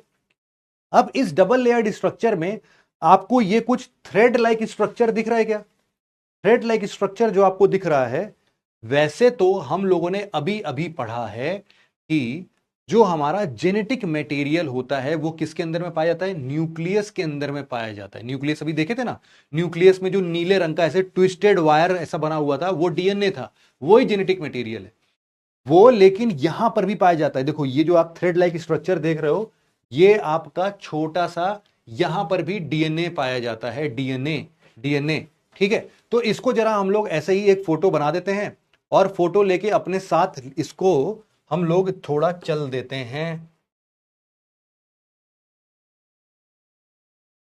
ताकि आप लोग के साथ ये हमेशा पिक्चर बना रहे। ओहो, गलत जगह आ गया भाई। ये एक नया पेज ऐड करते हैं, उसमें लेके चलते हैं।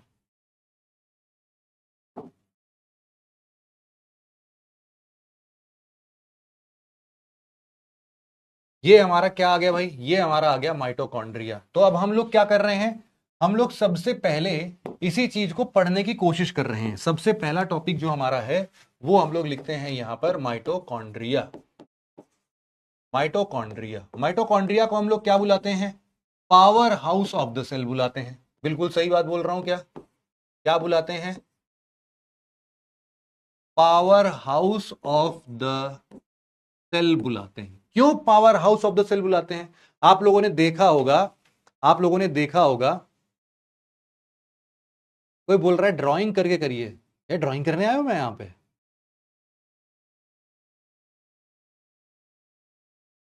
ड्राइंग में अगर आपको बनाना है यार तो देखो ऐसे बना लो, सिंपल सा एक स्ट्रक्चर। देखो, ये आपका हो गया बर्गर का आधा हिस्सा, ये आपका हो गया उसके नीचे का बर्गर का बाकी हिस्सा, और यहां पर आपको डबल लेयर दिखाना था तो डबल लेयर के चलते आप ऐसे बना दो यार। ये देखो,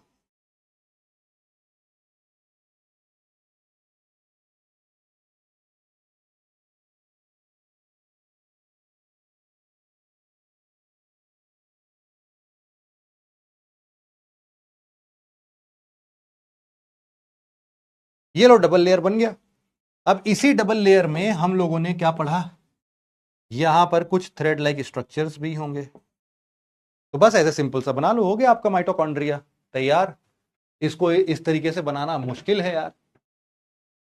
ठीक है, चलो, मेरा ये कहना है कि हम लोग इसको power house of the cell क्यों बोलते हैं? बताओ भाई, क्यों इसको power house of the cell बोला जाता है? Power house of the cell इसको इसलिए बोला जाता है क्योंकि क्योंकि ये हमारे शरीर में एनर्जी प्रोड्यूस करता है। अच्छा, एक बात बताओ, तुम लोग खाना वाना खाते हो ना बढ़िया से? खाना वाना जब बढ़िया से खा लेते हो तो सारी की सारी जो एनर्जी है वो कहां जाती है? आप बोलोगे सब पेट में। अरे ठीक है, पेट में जाती है तो वहां पर एंजाइम्स होते होंगे जो कि आपको अलग अलग चीजों को, अलग अलग खाने को पचा देते होंगे। अब ये जब अलग अलग चीजों को पचा देते हैं तो ये एक्चुअल में सेल्स के पास जाता होगा, है ना? आपके आपके शरीर में अलग अलग सेल्स हैं। आपके नाखून बढ़ रहे हैं, आपके बाल बढ़ रहे हैं, आप लोग भी शायद अभी, वैसे तो बढ़ने वाली उम्र में नहीं होगे, लेकिन फिर भी आप लोग एनर्जी गेन कर रहे हो, पढ़ रहे हो, चल रहे हो, बैठे हुए हो, कुछ काम कर रहे हो। क्यों कर पाते हो? कहां से आती है ये एनर्जी? तो हम लोग बोलते हैं कि भाई साहब ये एनर्जी आती है इससे। हर सेल के अंदर, हर एक छोटे सेल के अंदर हमारे पास ये माइटोकॉन्ड्रिया होता है, और हर सेल में आपस में, जैसे मैं बता रहा था ना कि हर हर एक ऑर्गेनेला का अपना एक फंक्शन होगा, तो ये उनमें से एक एग्जांपल है कि भाई माइटोकॉन्ड्रिया जो है ये क्या करता है? एनर्जी प्रोड्यूस करने का काम करता है। ठीक है, तो अरे जैसे कोई बोल रहा है कि बिस्किट खाते हैं, अरे बिस्किट खाते हो भाई साहब, लेकिन बिस्किट डायरेक्ट जाके एनर्जी थोड़ी दे देता है आपको। ये बिस्किट के अंदर जो ग्लूकोज है, ये ग्लूकोज एक्चुअल में हर सेल के पास जाता है, और हर सेल इस ग्लूकोज को एक्सेप्ट करता है, और माइटोकॉन्ड्रिया उस ग्लूकोज को एनर्जी में कन्वर्ट करने का उसको कमांड देता है। कैसे? आप लोगों ने देखा ही होगा, आप लोगों ने देखा होगा, जैसे कि हम लोग हम लोग ऐसे बोल सकते हैं कि जो भी फूड होते हैं अगर हम उसका ब्रेकडाउन करके देखें तो वो क्या बनेगा? ग्लूकोज बदलेगा, और ग्लूकोज जो है वो ऑक्सीजन के प्रेजेंस में एनर्जी रिलीज करता है। तो हम लोग इसको क्या लिख सकते हैं? Power house of the cell. क्यों? बिकॉज इट प्रोवाइड्स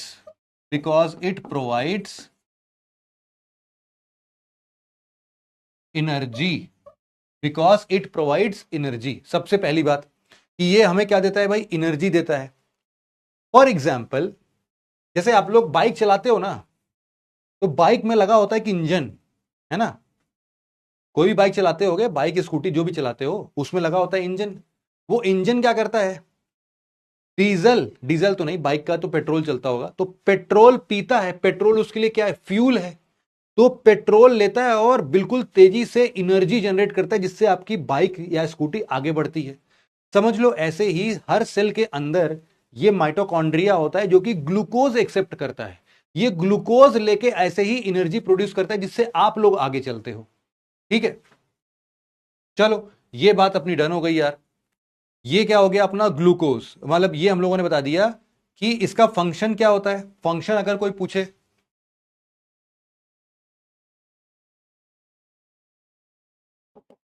फंक्शन अगर कोई पूछे तो ये हम लोग बता सकते हैं कि सर ये तो हमारे खाना खाना से एनर्जी निकालने काम करता है। हम लोग बोल सकते हैं कि break down of food into energy. और ये जो फूड है इसको फर्दर ग्लूकोज के फॉर्म में भी ब्रेक डाउन करते हैं। यहां पर लिख दो कुछ भी, ग्लूकोज को एनर्जी में कन्वर्ट करता है या फूड को एनर्जी में कन्वर्ट करता है। ये फूड ही हमारे लिए क्या है, ग्लूकोज है। और ये पूरा का पूरा एनर्जी, इसको पूरा सेंटेंस अगर लिखना है तो ऐसे लिख दो, break down of food into energy in the presence of oxygen. अच्छा, अब कोई पूछे कि अच्छा ये किस यूनिट में एनर्जी रिलीज करता है, तो आप बताओगे भी, कुछ बच्चे बोल रहे थे एटीपी। एटीपी कितने वाले जानते हैं भाई एटीपी? ओ प्रिंस ने बता दिया एटीपी। एटीपी का फुल फॉर्म बताना यार, बताओ भाई। और मैं आपको सच्ची बता रहा हूं ये कैसे होता है पता है? अगर आप लोग, मैंने क्या लिखा है यहां पर, ऑक्सीजन। ऑक्सीजन कौन पहुंचाता है? अरे जब हम लोग सांस लेते हैं तो ऑक्सीजन जाता है, मतलब कि अगर हम लोग सांस लेना बंद कर दें तो हमारा एनर्जी प्रोड्यूस होना बंद हो जाएगा। यस, बंद हो जाएगा।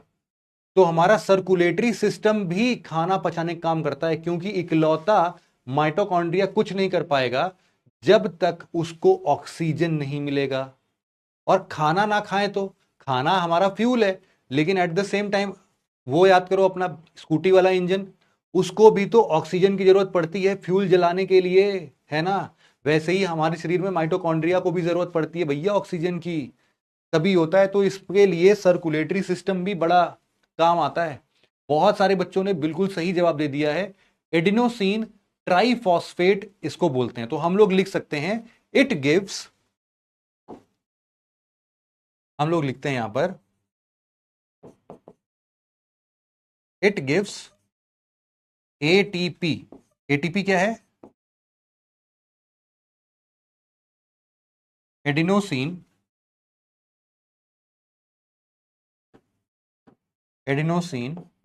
Try phosphate. एडिनोसिन ट्राइफॉस्फेट ये यूनिट है। जैसे एनर्जी का करेंसी क्या होता है, जूल होता है ना? जूल में एनर्जी काउंट करते हो ना, फिजिक्स वगैरह में पढ़ा होगा आपने, कितने जूल की एनर्जी, कितने कैलोरी की एनर्जी है। वैसे ही समझ लो ये एटीपी में देता है। ठीक है,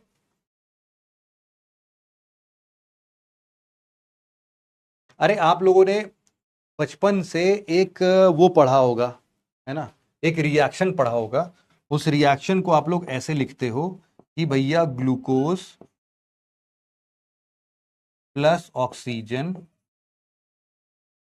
it will give water plus carbon dioxide plus energy. अब इसको केमिस्ट्री में जब पढ़ते थे तो यही चीज हम लोग क्या लिखते थे, पूरा हम लोग वैसे फॉर्मूला में लिख लेते थे कि भाई ग्लूकोज क्या है, C6H12O6, ऑक्सीजन O2, यहां पर 6CO2 plus 6H2O plus 38 ATP। तो 38 ATP जो मिलता है वो क्या होता है, हमारी एनर्जी होती है। तो मैं आपको सिंपल भाषा में लिखवा रहा हूं, है ना, उतना कॉम्प्लेक्स जाने की जरूरत नहीं है, सिंपल लिखोगे तो भी चलेगा, है ना? कोई बोल रहा है फोटोसिंथेसिस रिएक्शन, बेटा वो फोटोसिंथेसिस जो होता है वो भी एनर्जी देने का काम होता है, वो प्लांट सेल में मिलेगा। वहां पर एक्चुअल में कार्बन डाइऑक्साइड आता है ना, और उसके बेसिस पर ऑक्सीजन बाहर निकलता है। ठीक है, चलो दूसरा जो है, हम लोग स्ट्रक्चर वगैरह सब पढ़ लिए। यहां पर बस एक चीज का ध्यान देना, यहां पर अब इन सब को हम लोग क्या क्या लिख रहे हैं, सबसे पहले यहां पर आप लोग लिखोगे कि भैया ये क्या है, दूसरे पेन से बना देता हूं, ये क्या है, डबल लेयर्ड। ये इंपॉर्टेंट है।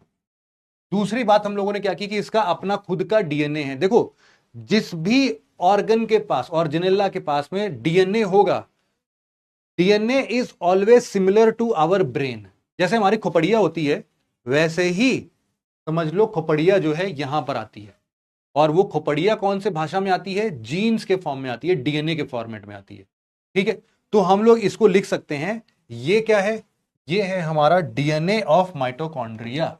ये क्या है भाई, ये है हमारे लिए डीएनए, डीएनए ऑफ माइटोकॉन्ड्रिया। और इसको हम लोग क्या नाम देते हैं, इसको हम लोग बोलते हैं छोटे फॉर्म में माइटोकॉन्ड्रियल डीएनए, एमटी डीएनए। ठीक, जब भी एमटी डीएनए होगा मतलब कि माइटोकॉन्ड्रिया वाला डीएनए है। हाँ, किसी ने जीन बोला है, किसी ने डीएनए बोला है, अरे वो अभी क्या है समझा दूंगा, अभी के लिए बस इतना समझ लो आप लोग, आगे चल के हर एक चीज को और ओपन करेंगे हम लोग, है ना। और यहां पर अब एक चीज ये लिखते हैं कि इसके वजह से क्या होता है, इसके वजह से हम लोग बोलते हैं due to this, due to this mitochondria is, बड़ी बात है इसके लिए, semi autonomous, semi autonomous ऑर्जिनेला।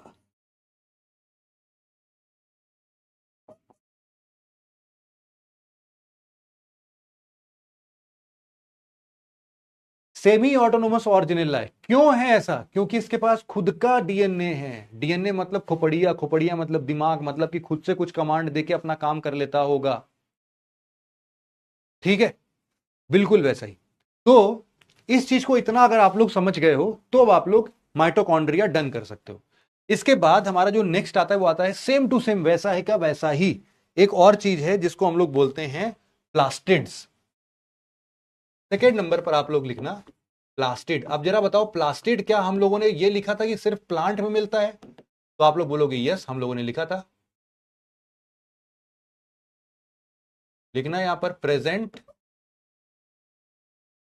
Only in plant cell. पहले ही डिस्क्लेमर दे दिया भाई साहब। प्लास्टिड कैसा है, कहां पर दिखता है, सिर्फ और सिर्फ कहां दिखेगा, प्लांट सेल में दिखेगा। ठीक है, अब यहां पर एक बात समझना आप लोग कि प्लास्टिड जो होता है, अभी कुछ देर पहले बहुत सारे बच्चे एग्जाम्पल भी दे रहे थे प्लास्टिड का। वो बोल रहे थे कि सर देखो हम लोगों ने पढ़ा है, हम लोगों ने बचपन से पढ़ा है क्लोरोप्लास्ट, एक शब्द पढ़ा है। दूसरे नंबर पर हम लोगों ने ऐसा ही और भी चीज पढ़ा है, क्लोरोप्लास्ट के साथ साथ हम लोगों ने क्रोमोप्लास्ट भी पढ़ा है और ल्यूकोप्लास्ट भी पढ़ा है। तो दूसरे नंबर पर सर मैं यहां पर क्रोमोप्लास्ट भी लिखना चाहता हूं, और तीसरे नंबर पर मैं यहां पर ल्यूकोप्लास्ट भी लिखना चाहता हूं। ये जो भी है प्लास्ट प्लास्ट प्लास्ट, ये प्लास्ट प्लास्ट प्लास्ट प्लास्टिड, समझे, जिसके भी अंत में प्लास्ट लगा है मतलब वो क्या है, प्लास्टिड होगा। ये बात समझ में आई क्या, एग्जाम्पल्स हैं इसका। ठीक है, अब इसमें एक्चुअल में क्या होता है, इसका काम क्या है, क्या करता है ये, तो हम लोग इसके ना कुछ फंक्शन समझते हैं। प्लास्टिड क्या करता है, प्लास्टिड एक्चुअल में 2-3 फंक्शंस करता है, हर जगह अलग अलग जैसा काम करता है। सबसे पहला हम लोग बोल सकते हैं कि यही क्लोरोप्लास्ट जो है, मान लो इसका एक एग्जांपल लेते हैं क्लोरोप्लास्ट का। क्लोरोप्लास्ट जो है वो एक, उसके अंदर ग्रीन कलर का पिगमेंट होता है जिसको बचपन से आप लोग पढ़ते आ रहे हो, क्लोरोफिल। क्लोरोफिल किस में काम में आता है, आप लोग हमेशा से पढ़ते आए हो बचपन से एनवायरमेंट में कि क्लोरोफिल से फोटोसिंथेसिस होता है। मतलब कि पूरा का पूरा खाना बनाने का कार्यक्रम जो है और ऑक्सीजन देने का कार्यक्रम जो है वो कौन करता है, प्लास्टिड करता है। ठीक है, तो प्लास्टिड में अगर आपको सिंपली कोई ये पूछ ले कि जरा इसका मुझे पिगमेंट भी बताते चलना, इन सब के अंदर क्या मिलता है? पिगमेंट। पिगमेंट क्या है? छोटा सा समझ लो, कोई भी एक पदार्थ मिल रहा है ना, पिगमेंट मतलब पदार्थ। तो ये पदार्थ क्या है भाई? ये है क्लोरोप्लास्ट में पिगमेंट जो है उसका नाम आप लोग लिख सकते हो क्लोरोफिल।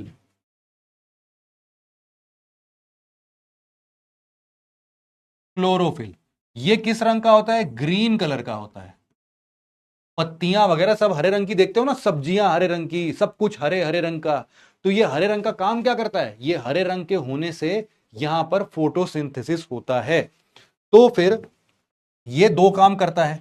अगर इसके साथ साथ मैं इसका फंक्शन भी यहां पर लिखता चलूं, तो मैं फंक्शन में लिखूंगा कि भैया पहली चीज तो तुम ये कर रहे हो कि तुम मुझे बहुत ही बढ़िया काम कर रहे हो कि तुम फोटोसिंथेसिस कर रहे हो मेरे लिए। और दूसरा कार्य मुझे ये कर रहे हो कि तुम मुझे हरा रंग दे रहे हो। गाना सुना है ना? अब गाने का आंसर आप लोग दे पाओगे। देवदास मूवी में एक गाना है जिसमें राइटर बहुत परेशान रहता है और वो व्याकुल होकर पूछता है, हम पे ये किसने हरा रंग डाला? तो भाई साहब उस राइटर को जाके कान में धीरे से बता देना, क्लोरोफिल ने डाला। है ना? क्या बताओगे उसके कान में? क्लोरोफिल ने ग्रीन कलर, या फिर इसको ऐसे लिख दो, प्रोवाइड्स ग्रीन कलर।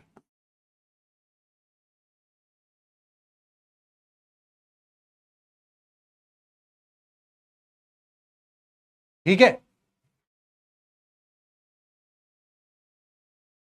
हाँ, कोई बोल रहा है लेकिन क्लोरोप्लास्ट तो सर जानवरों में होता नहीं है। बात तो सही है, पेड़ पौधों की बात नहीं, उसको बता देना ब्रैकेट में टर्म्स एंड कंडीशन अप्लाई लिख के पूरी बात बता देना उसको।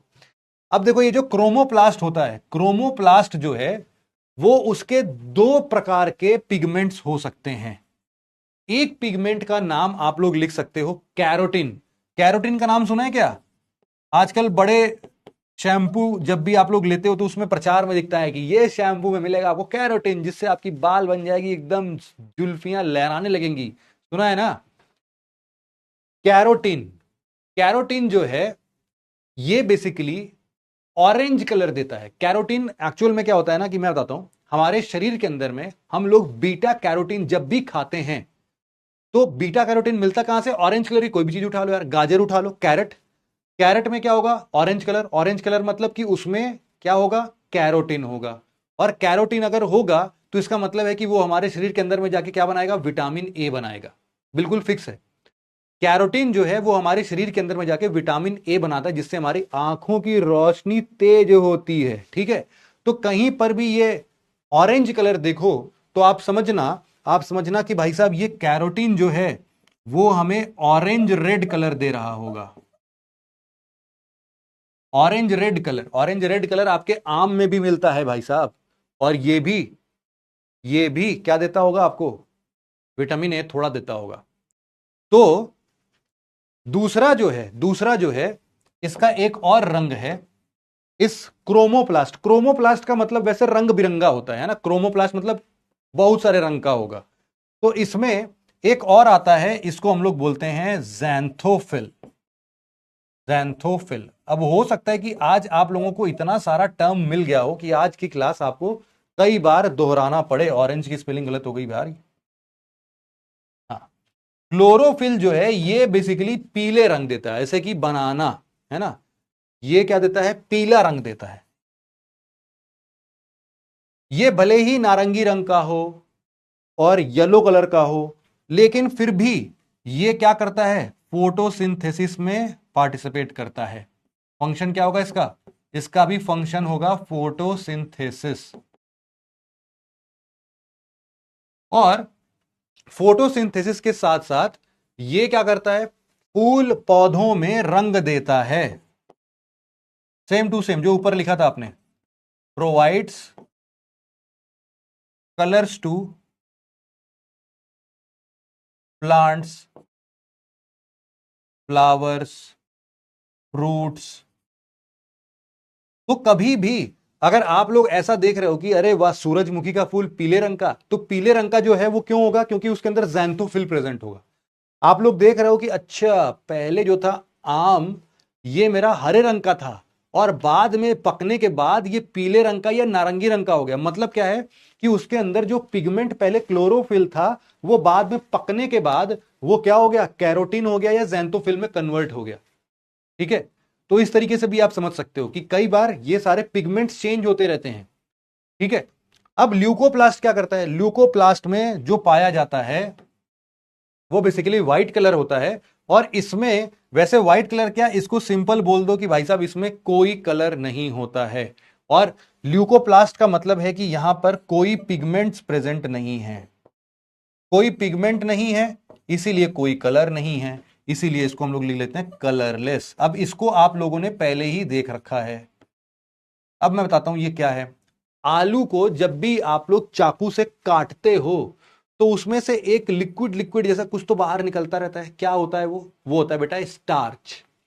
वो जो स्टार्च है वो क्या है, फूड स्टोरेज का काम करता है, खाना रोकने का काम करता है।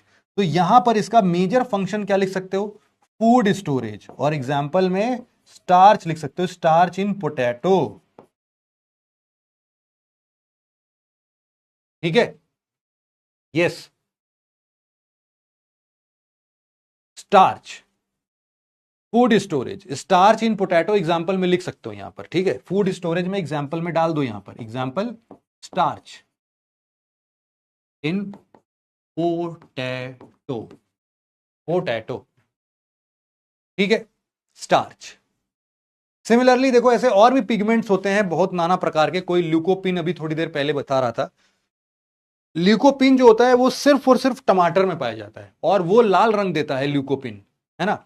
ऐसे ही और भी प्रकार के आपके पिगमेंट्स मिल सकते हैं, जैसे कि आप लोगों ने बैंगन देखा होगा, बैंगन क्या है, बैंगनी रंग का है। आप लोगों ने देखा होगा ब्लूबेरी, ब्लूबेरी नीले रंग का है।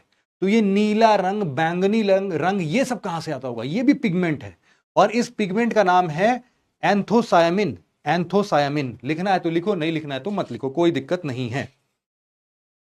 अब यहां पर अगर हम लोग इसके छोटू से स्ट्रक्चर की बात करें तो देखो ये कुछ इसी प्रकार से दिखता है, ये कुछ ऐसा दिखता है। इसके अंदर में ऐसा प्रतीत होता है किसी ने पांच पांच के सिक्के एक के ऊपर एक इकट्ठा करके रख दिए हों,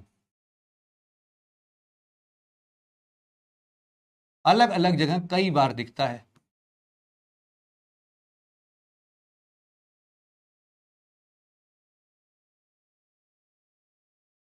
ऐसा कुछ, और ये कुछ आपस में कनेक्टेड भी होते हैं। फिलहाल हम लोग को उतना कुछ मतलब नहीं है इन सब चीजों से, हमें बस यहां से दो चीजें पकड़ के ले चलनी है। कौन कौन सी चीज है, सबसे पहला कि भाई साहब ये भी डबल लेयर्ड है,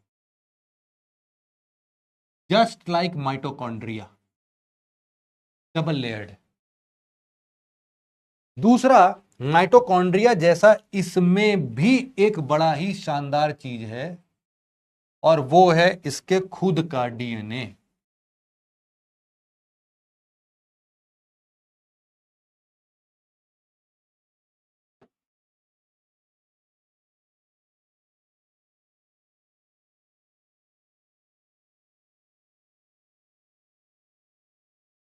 इसके पास भी इसका खुद का डीएनए होता है, प्लास्टिड डीएनए। अब सोचो कि अगर ये इसके पास डीएनए तो क्या हम इसको सेमी ऑटोनोमस बुला सकते हैं कि नहीं, अब आप बताओ, है ना। सेमी ऑटोनोमस बुला सकते हैं बिल्कुल, तो हम लोग बोल सकते हैं कि प्लास्टिड जो है ये भी एक प्रकार का सेमी ऑटोनोमस बॉडी है। कहीं पर भी दिखे कि सेमी ऑटोनोमस है, इसका मतलब है कि उसके पास डीएनए होगा। ठीक है, इसको हम लोग बोलते हैं प्लास्टिड डीएनए, पूरा नाम लिखते हैं, पीटी नहीं लिखते यहां पर, चाहो तो शायद लिख भी सकते हैं बट उतना ऑफिशियल नहीं है इसको लिखना। ठीक है, पीटी डीएनए भी लिखते हैं। तो आई थिंक आप लोगों की इतनी इंफॉर्मेशन मिल गई है कि हम लोग बेसिकली माइटोकॉन्ड्रिया को बहुत अच्छे से समझ रहे हैं, प्लास्टिड को बहुत अच्छे से समझ रहे हैं। प्लास्टिड का एक बार जरा फोटो देख लेते हैं यार कि दिखता कैसा है, जरा सर्च करते हैं, देखते हैं मिलता है क्या इस पे।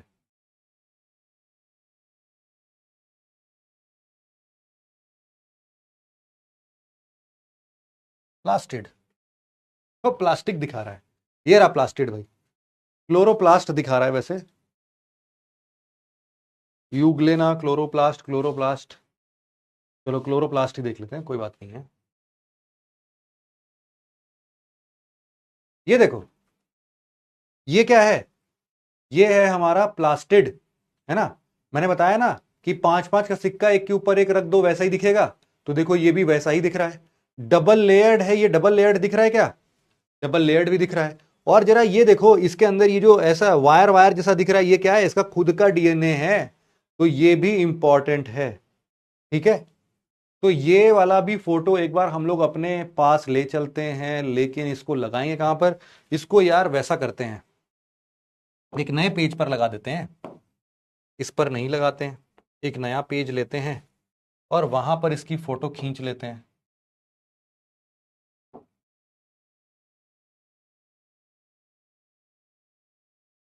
तो आप लोग के जेहन में हमेशा, आपके मेमोरी में हमेशा ये इमेज भी रहेगी, प्लास्टिड की भी रहेगी। और यहां पर अगर आप लोग, मैं आपके लिए लिख दूं यहां पर कि देखो ये क्या है, डबल लेयर्ड है। वैसे तो ये जो 5-5 के सिक्के रखे हुए हैं ना, इनका, ये किसी ने ग्रेना और थाइलाकॉइड भी लिखी दिया, दिव्यांशी लगता है बायोलॉजी की स्टूडेंट है। तो ये बेसिकली ये जो स्ट्रक्चर आप देख रहे हो, इसको याद नहीं करना है बेटा, ठीक है, बस मैं ऐसे ही लिख रहा हूं। इसको बोलते हैं ग्रेना थाइलाकॉइड,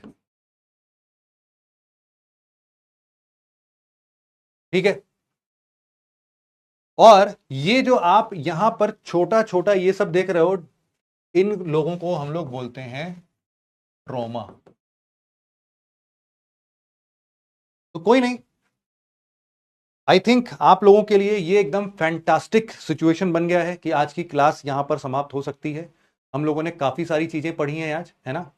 याद रखना बस हर एक चीज को, हम लोगों ने शुरुआत किया था शायद यहां से, है ना, ये सब चीजों को हम लोगों ने देखा था, प्लाज्मा ये सब तो कल ही पढ़ लिया था, यहां से हम लोगों ने स्टार्ट किया आज, और हम लोगों ने आज ठीक ठाक पढ़ लिया फिर भी, है ना। हाँ, आज हम लोगों ने ठीक ठाक पढ़ा है, ठीक है, कोई दिक्कत नहीं है। अब बाकी के देखो, अब यहां पर याद रखना बस एक चीज, यहां पर याद रखना, कहां गया भैया ये, अब हम लोगों ने सेल वॉल पढ़ लिया, सेल मेम्ब्रेन पढ़ लिया, माइटोकॉन्ड्रिया पढ़ लिया, प्लास्टिड पढ़ लिया। अब कल हम लोग पढ़ेंगे ये सब एक ही में, endoplasmic reticulum, ribosome, Golgi bodies, lysosome, ये चार के चार एक ही डायग्राम में फिनिश, खतरनाक तरीके से खल्लास हो जाएंगे कल हमारे लिए, ठीक है।